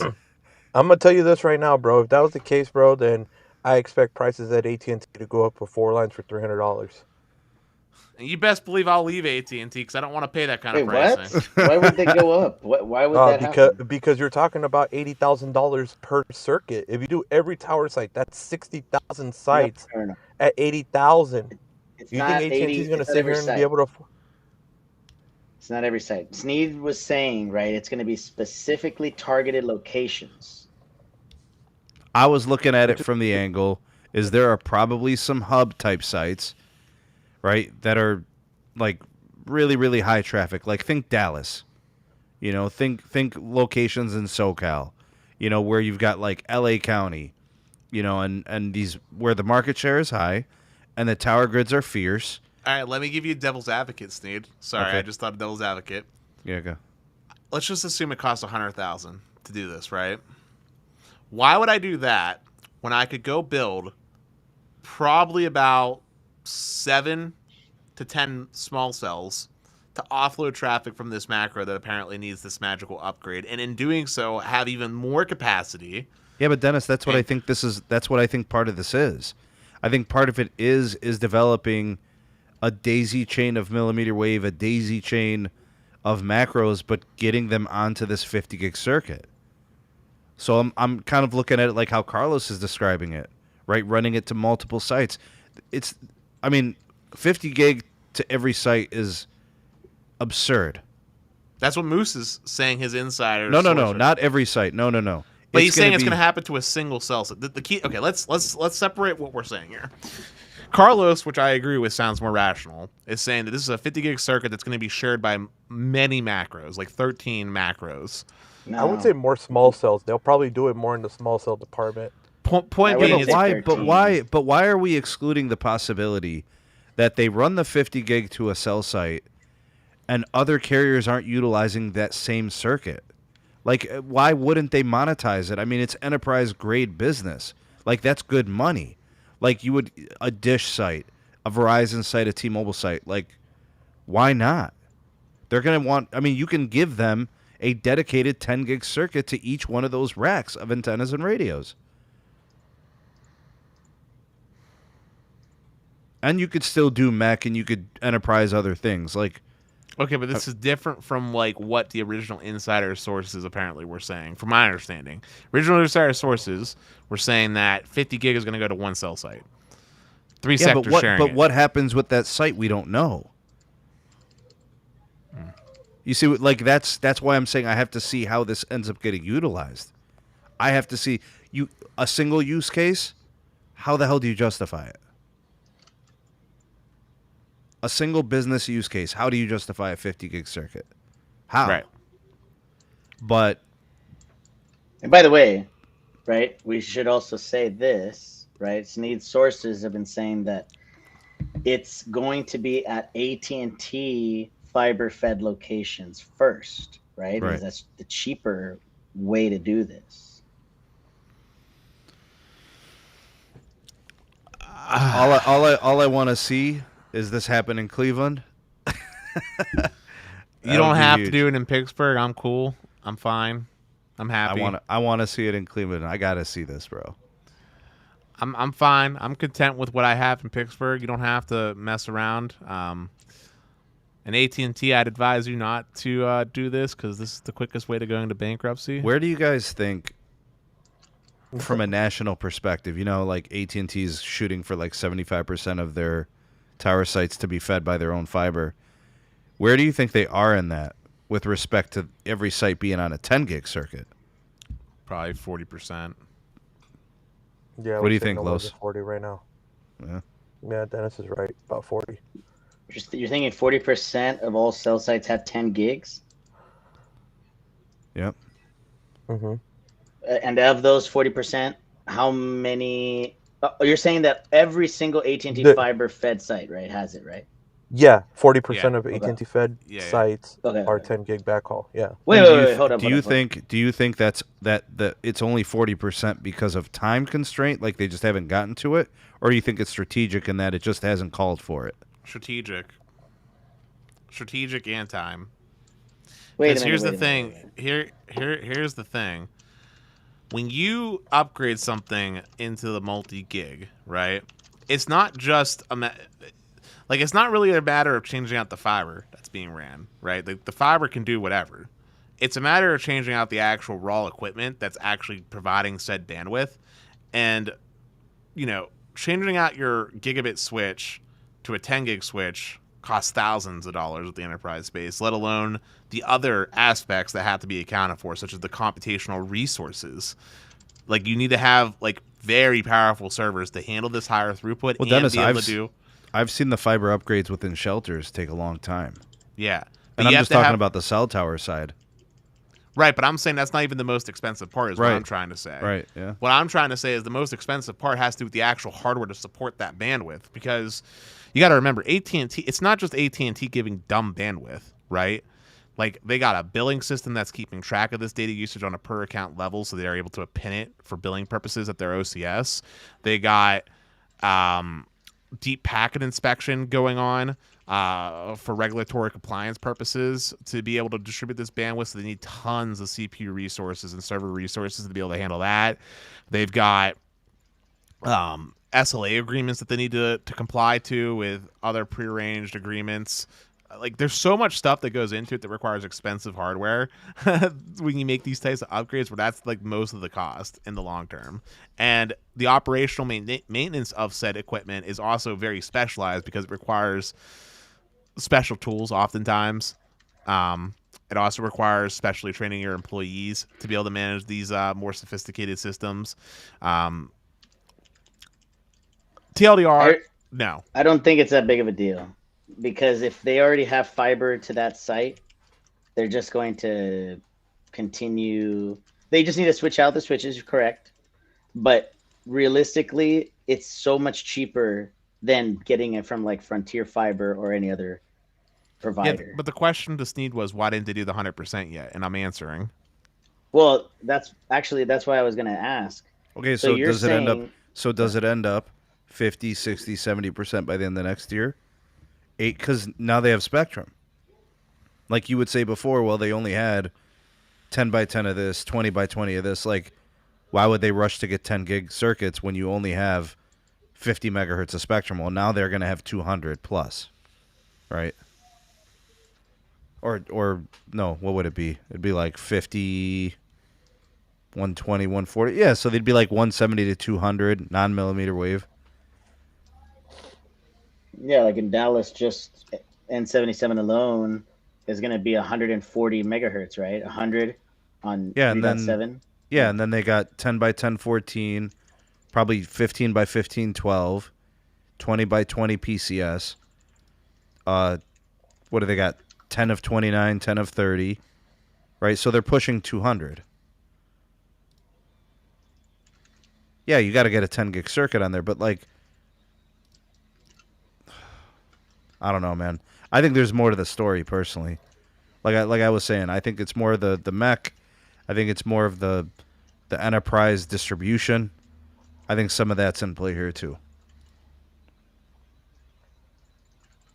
Well, on standalone, they can literally, so like, let's say, I can talk about with Dish, we have 10 gig backhaul circuits on the sites, but they're on a case by use method. So basically, Mavenir would say, hey, this tower is getting congested. We need to bump up the backhaul. It'll automatically do it. It'll bump it up in speed tier. So it's at 300 right now. It's at 300, then it'll go to 500, then a gig, then 2.5 gig. I can't get more than 250 meg down on native Dish because there's not enough traffic on the site to justify bumping up the backhaul. It does it automatically.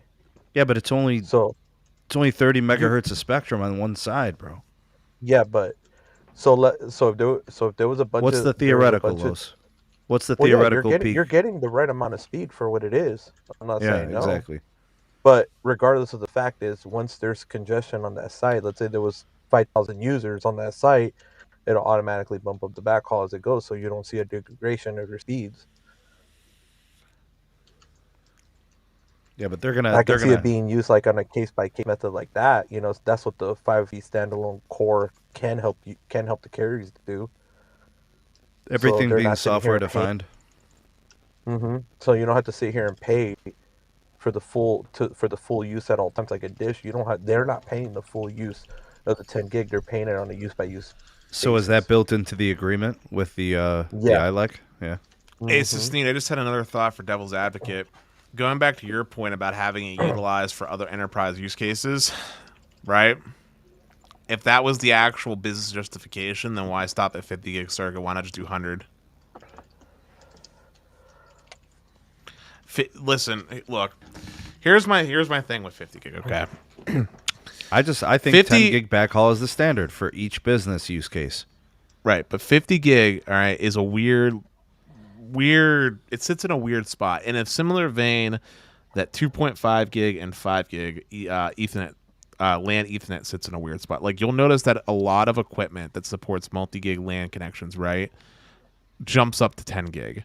2.5 only just started coming up because of the consumer use case, but if you look at, like, traditionally speaking, as far as what equipment gets sold for networking equipment for, like, business use or home use, it just jumps straight up to 10 gig ports, typically SFP+.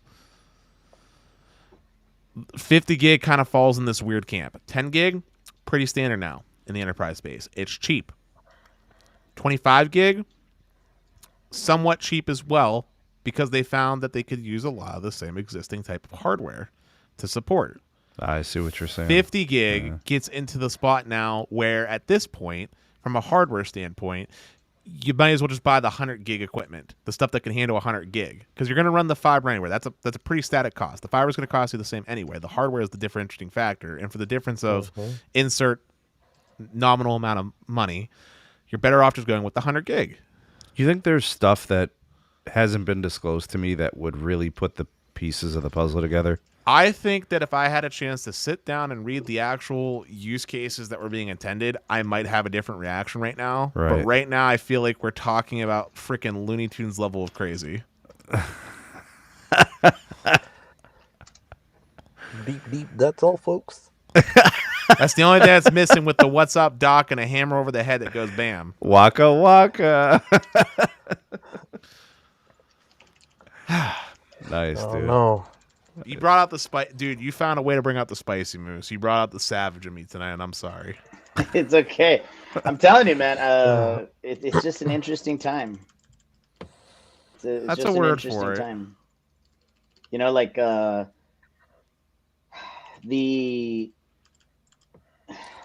technology is getting a lot cheaper, right? To upgrade to a 10 gig circuit. Yeah, that's why we're seeing it become standard like gig was, because it's finally Right. come down to be in the realm of reasonable cost. But 25 and 50 gig are exponentially more expensive. What's the multiplier, Carlos? What's up? What's the multiplier going from 1 gig to 10 gig?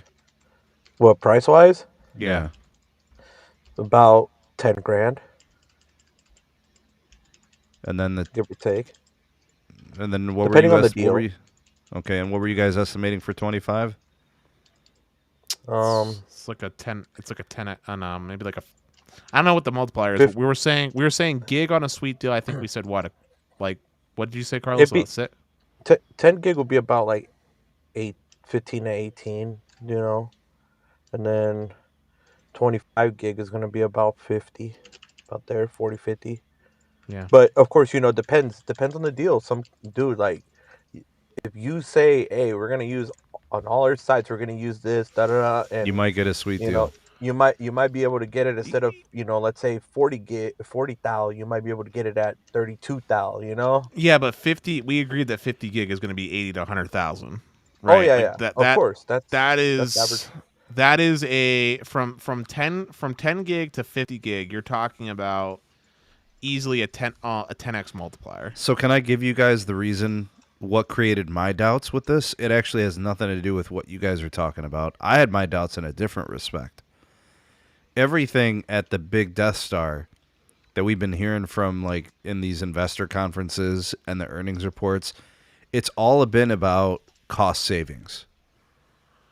It's really hard to cost save if you're going to be going into shit like this, right? When you're laying off hundreds and thousands and you're realigning all this and doing this, that, and the third, it's hard to justify a project like this unless you can 100% confirm and get, you know, a full ROI, like, very quickly. Yeah, you basically have to have contracts pre-signed Right away. in place.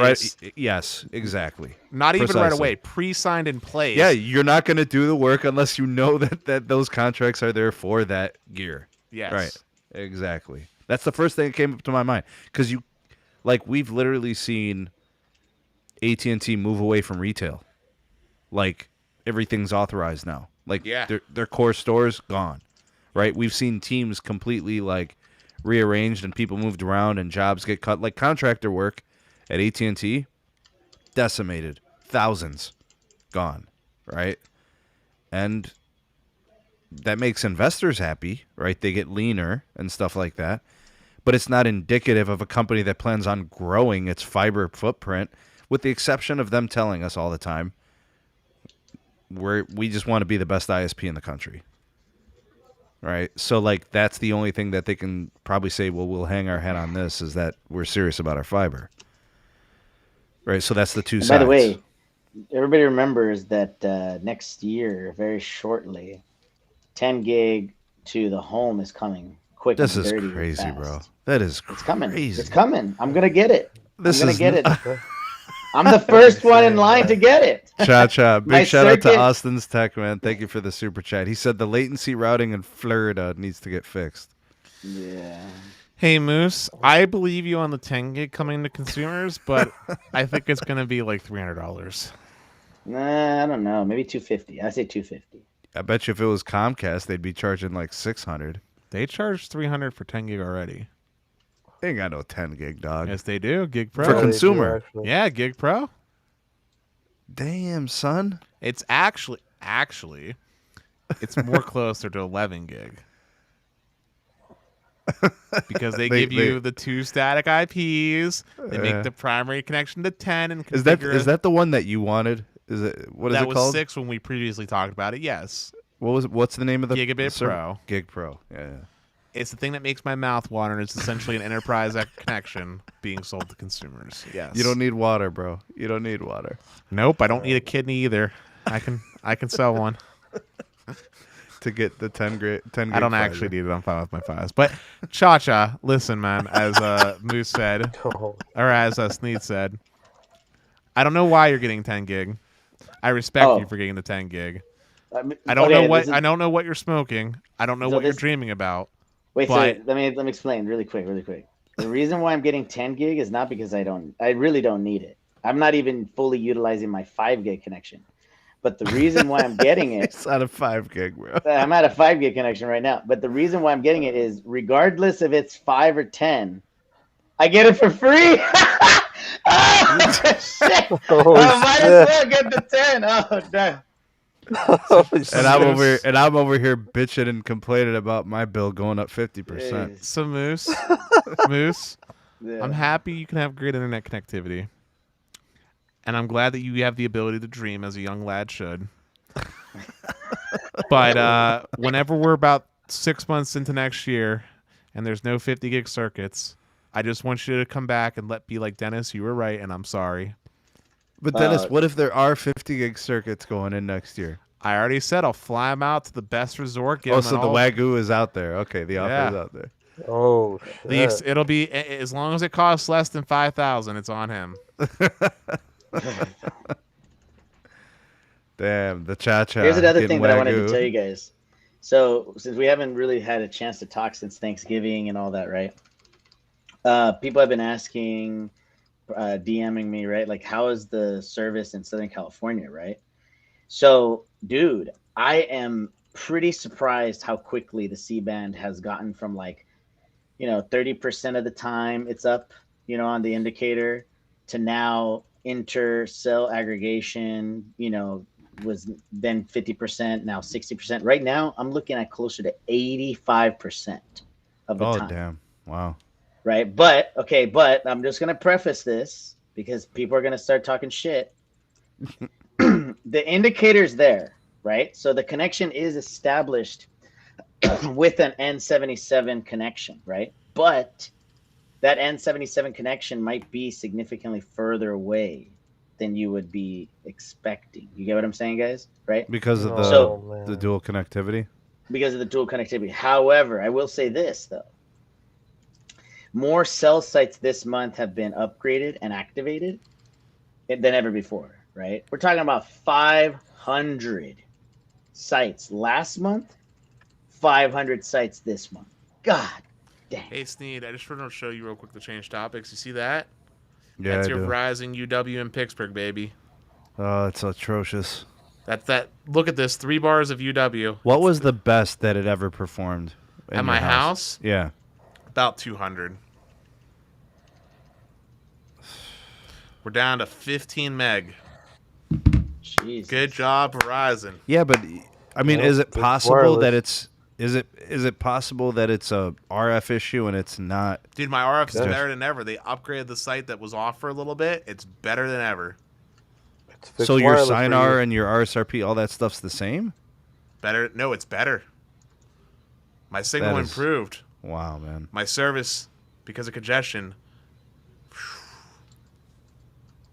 I mean, it's That 11 fix- o'clock, so maybe all those home internet customers are just really going Wait a at it minute. on a Saturday. So Yeah. here's something that we got to talk about. Back when N41 started in Los Angeles, right? It was like blowing everybody out the water. But now, guys, I'm telling you, it's congested. Nobody believes me until I show them the proof. Oh, I know it is. Yeah, but I see it. dude, the thongs, they don't believe anything. Bro, they literally do not believe that N41 can become congested. I mean, Because it maybe they can. don't see it, They you know, see it. so like they don't See, believe it. that's thanks to the home wireless. Yep. Thanks to home wireless. I used to get 400 or 500 at my house. Hey, welcome to the Pittsburgh experience, Carlos. I told you, I warned you, you didn't believe me, and now you're here. Welcome. So imagine if I was using their home wireless right now. I was bonding it, 2 connections. Yeah. You were? How did that go? Yeah. Horrible. Horrible. I told you, it went horrible. Carlos is my proof. Horrible. Dude, it would work great for about an hour, then out of nowhere it would start kicking me off What? because of conflicts. Yeah, dude, it's dynamic, bro. It's And not like a home wireless. remember what I said about T-Mobile being better than Verizon now on my market? Here's the proof. So what does the extra 100 megahertz of bandwidth do in Pittsburgh For T-Mobile, for Verizon when it goes to 160? probably gets my speeds looking like it did before fixed wireless started getting sold. So, i.e., I'm assuming I'll probably be able to regularly and consistently get about 500 meg, I'm assuming. Carlos, what about Vegas? What about it? Doesn't Vegas have 160? Yeah. So what Yeah, happens bro. when you go to 160 instead of being on 60?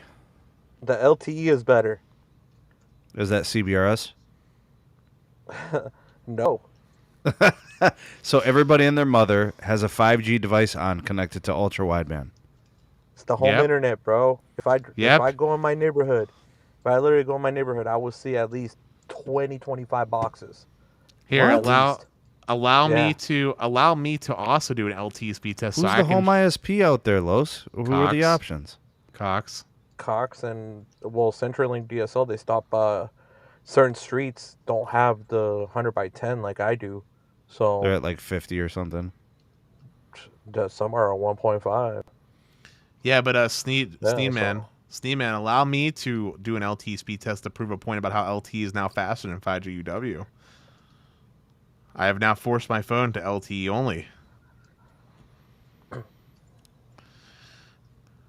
My ping is lower.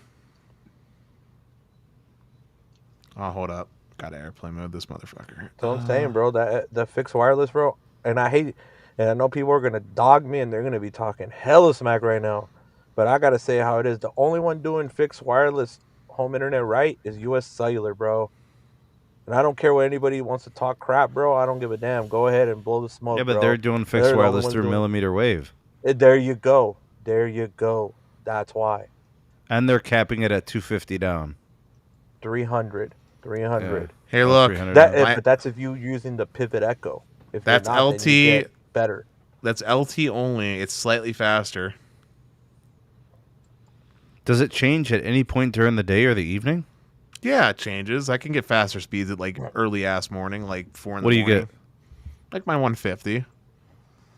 Yeah, like So around there's 2 still in the- usage at 6 in the morning. Well, I told you the highest I got in my house is 200. So 150 is good. That's what it should be at. Okay, got you. Okay. All But right. I'm saying right now it's like 15 meg. Like here, bro, at 2, 3 in the morning, then I see it go back up to like 400. So what does it drop down to at its slowest? 15. 50. Here. Yours goes 50. from 400 to 50, Los? Yeah. Yeah, and mine goes from about, we'll call it 200 to 15. So those areas are candidates for small cells and millimeter wave. If they're going to continue to do this fixed wireless thing. See, Yeah. T-Mobile is not going to have that. T-Mobile, because there's no priority on the home internet. The home internet's going to be the first things getting slowed. So if the network's slow, it's because of mobile users. Just too much market share. See, I'm getting. look. The traffic slowed down a little bit. Oh. Oh, They just- we spiked up a little bit. Look, for a moment, we had a little less Oh, shit. traffic, 103 meg. Just a Outside random temperature. moment. Just a random moment to finish that. I put it back on UW just Oh, for a damn. second. Cold outside right now, man. Outside You temperature. don't know deep what in the cold car. is, Los. Yeah, out Yeah, there. Bro, what are you it's talking probably- about? It's 29 right now, bro. Carlos, Tripping. What? that's shorts and sandals weather, okay? Bro, I it's don't wanna- 28 dude. over here. Tripping, bro. It's supposed to be 26 tonight, bro. Hey, but Where is do it? you guys want to see what true network quality looks like? True network Los, excellence? It's going to be like 7 degrees in the next couple of days. I think a low of 1 at night. Yeah, but you guys. Hold on. but Do you guys want have to see that what dew point. true network excellence looks like? Let's see it, Dennis. Do you know who it is? AT&T. The GOAT, the legend, the one and only AT&T. This is Are what they- true. are they on this the is what same true site, true Dennis? network excellence. No, they're not. No. True network excellence. Look at that, 250 almost on the down.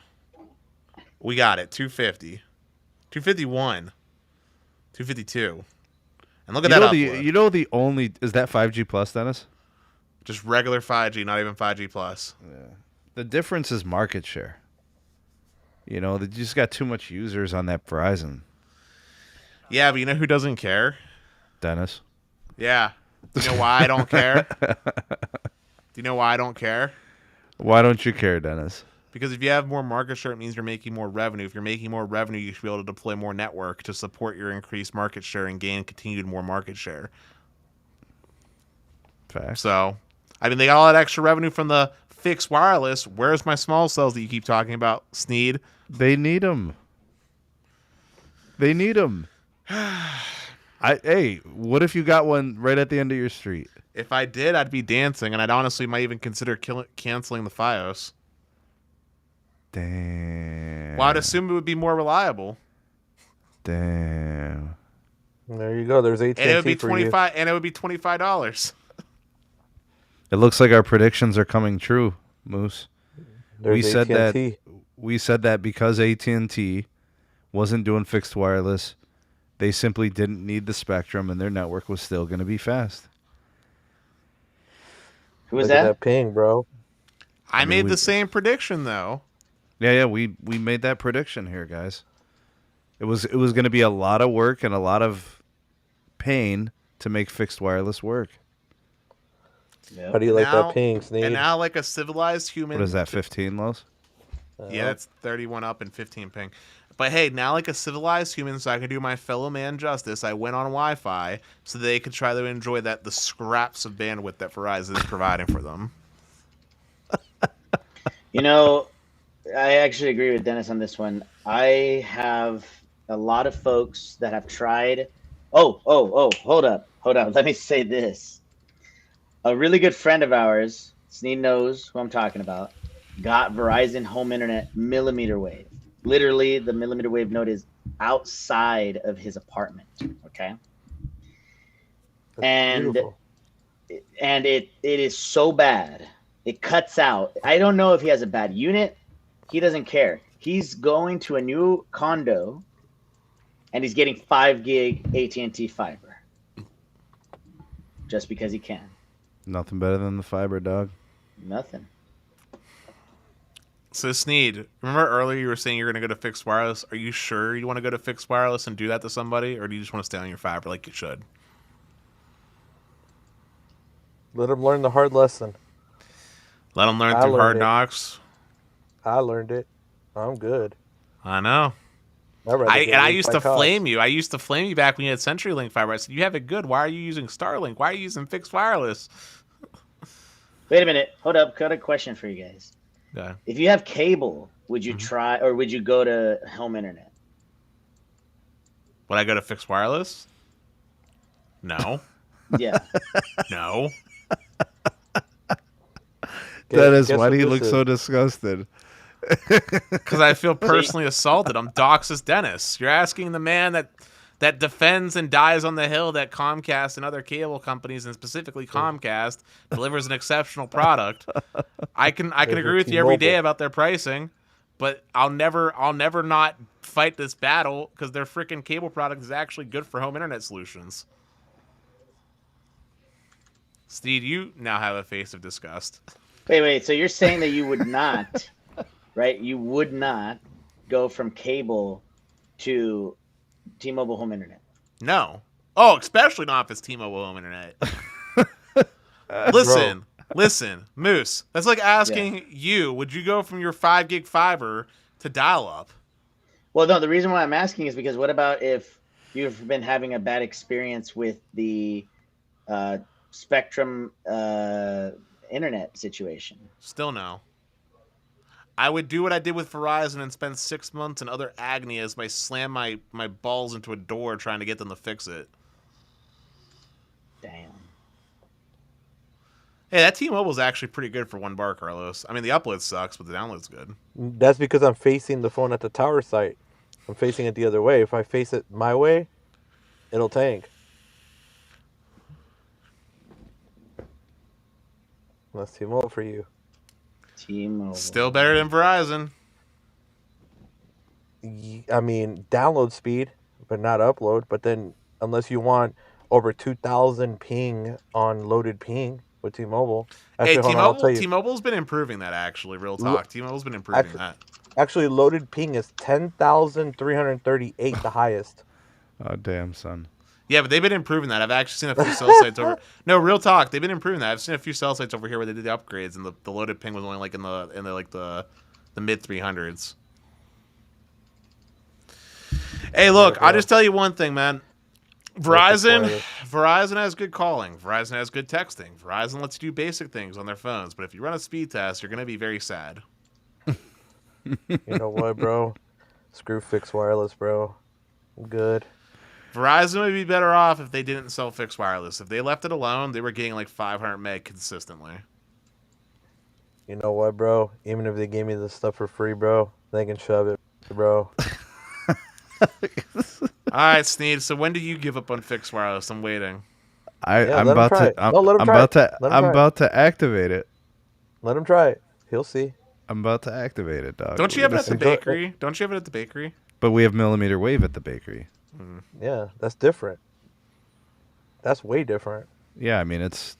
I'm looking forward to when you try to. Speed. I'm looking forward to when you try to game online with it.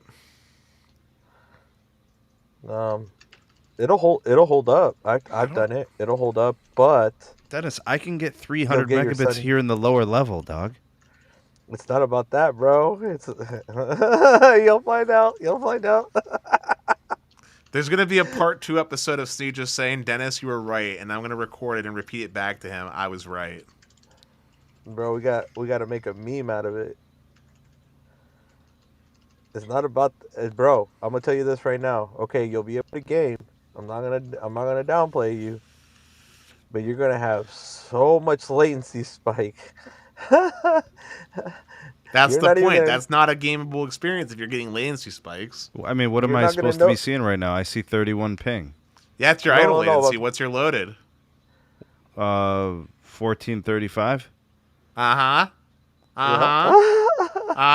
Yeah, but I'm in the lower level. I mean, that doesn't mean anything. That does nothing. Do you understand? Wait, do you understand what loaded latency is? Just curious. It does matter because when I'm upstairs, these numbers are lower. But do you know what loaded latency is? I do, Dennis. Like when the network's on, like when you're actually using it and it's under load. Yeah. Yeah, I understand. But I'm saying when I'm upstairs, like I'm on the main level or the upper level, those values go down. Yeah, but wait until it's like 6 PM based off Verizon, what they're saying, and everybody and their mother's watching their YouTube and their so it goes into like the thousands and. You sure you want to do that to yourself? You're catching on now. Chuck says 516 and 86 up on Verizon right now. He's at the yard. Yeah, you're living the good life, just like my homie Nico, man. When I got him set up, man, he was getting the whole 300 by 20. It was good, and he decided to go back to cable. Remember, he decided to go back to Blue Devil cable. He's a gamer use case. Yes, he plays Fortnite online. And what's that other one with the cars? I don't know. But anyway, actually, he has fiber now, though. He finally got Hickory fiber. Hickory Dickory Dock, 300 by 300. Nope, he's doing 100 by 100. And he's happy with that. And what's he paying? 80? 60. Damn, son. Bro, I'm telling you, it took me a while to learn, bro. But hardline is the way to go, bro. I don't care. Cox can rate me all they want, bro. It is what it is, bro. Same thing with Comcast, dude. If Verizon Fios wasn't an option, well, actually, I already let Verizon bend me over. But if Verizon Fios wasn't an option, okay, How's it feel, Dennis? How's it feel? not great. But if Verizon Fios wasn't an option, right, and you told me I had to pick between Comcast cable and fixed wireless, especially T-Mobile's fixed wireless, the Comcast cable would literally have to be like over $200 before I would consider switching to the fixed wireless. It would have to be over $200, and it would have to be like less than 100 meg. Bro, no, I'm good, bro. I'll pay the 200. After this experience, no, I'll pay the 200 gladly. Take it. 250, no problem. 300, yeah, go ahead. I don't care. I'm dead serious. I mean, even I have a price range where I'm like, no, I don't care. I will never go back to that garbage ever again, bro. I'm good. My cameras didn't even work, bro, half the time. I'm good. I'll tell you. And what, remember, man. I'm not running the RLOs like how you guys run. What are you doing, like 1080p? I'm running a real camera system. Like I'm talking Swan, dude. Like hardline. I don't like wireless, bro. That's garbage, bro. I'm the only one that has access to my DVR. It's not on a cloud or nothing. So I'll tell you what, dude. I'll tell you what. and If it things was really horrible. if things got really tough, man, I would just literally not even have home internet. If things got tough and I couldn't have cable, Yeah. I would just literally rely on my hotspot. I would use the AT&T hotspot data, and I'd ration it. Yep. That's what I would do. Dead serious, bro. If I can't. AT&T is the only one that's going to give me a fixed wireless experience that even means anything here. But they don't run fixed wireless.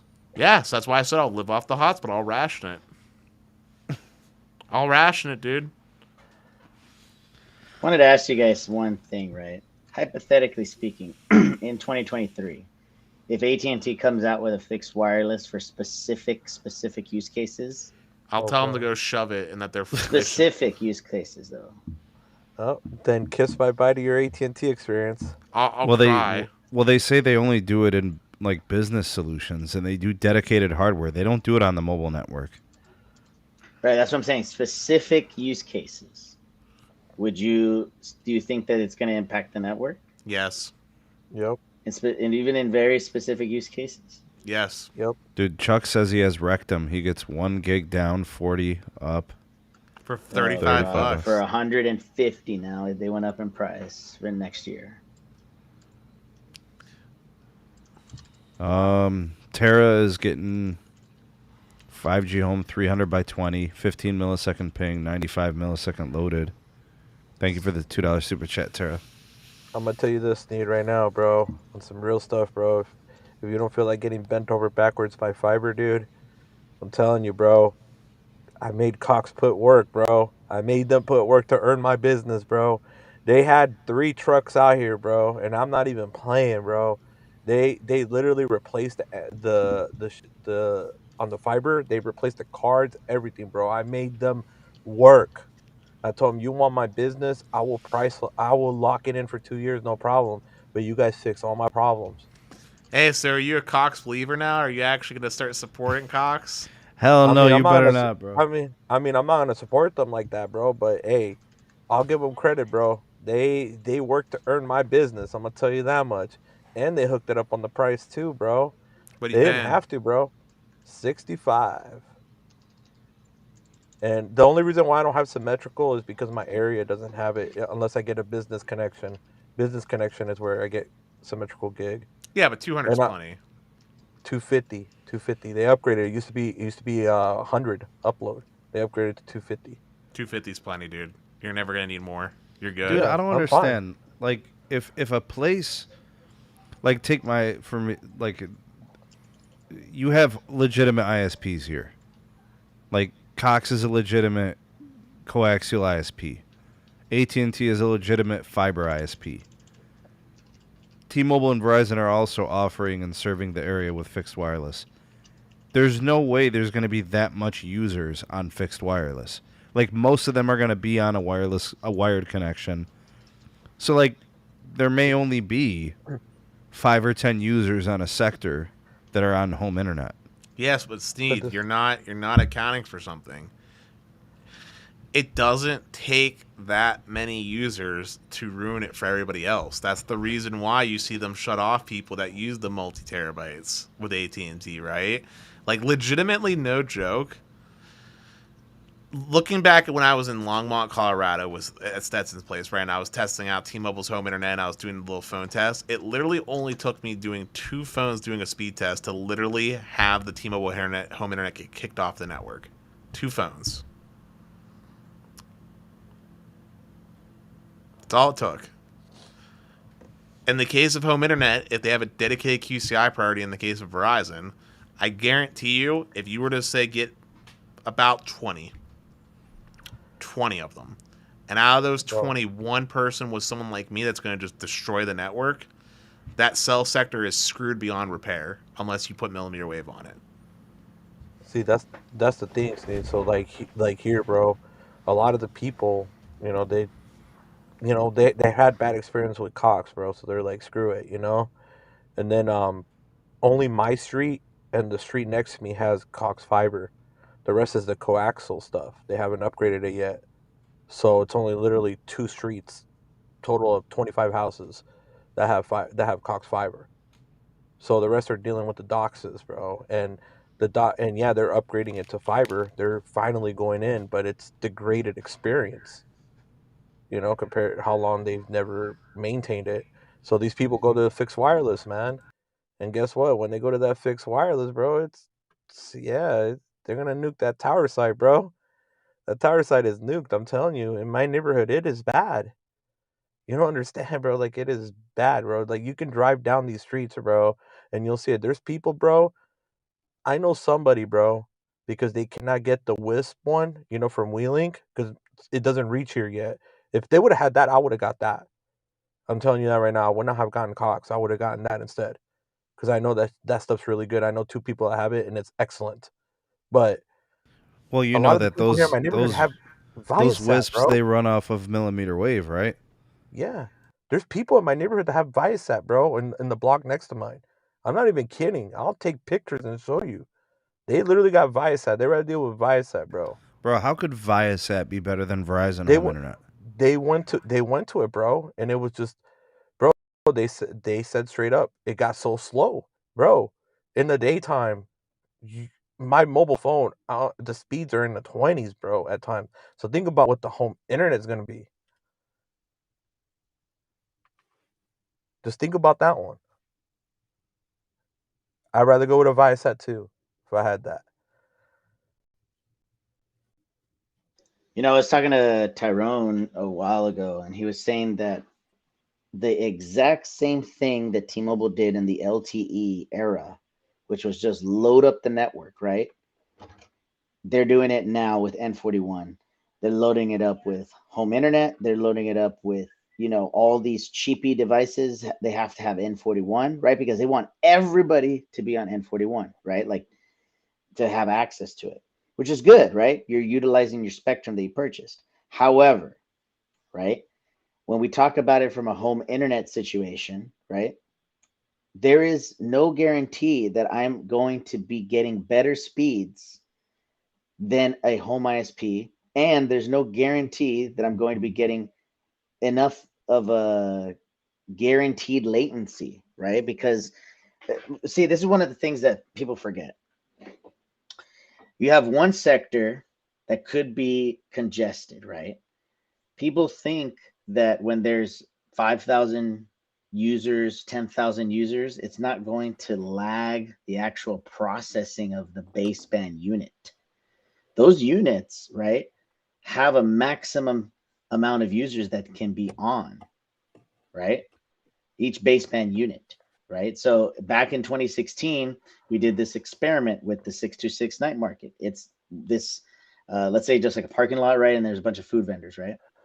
There was one sector that was close enough to the 626 night market, and it was super congested. I went back in 2021 to the 626.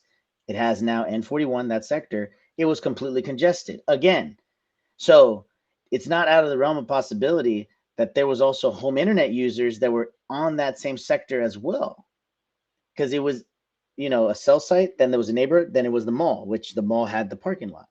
So bottom line is this. If you're doing home internet by T-Mobile, you can't have any expectations of any quality of service.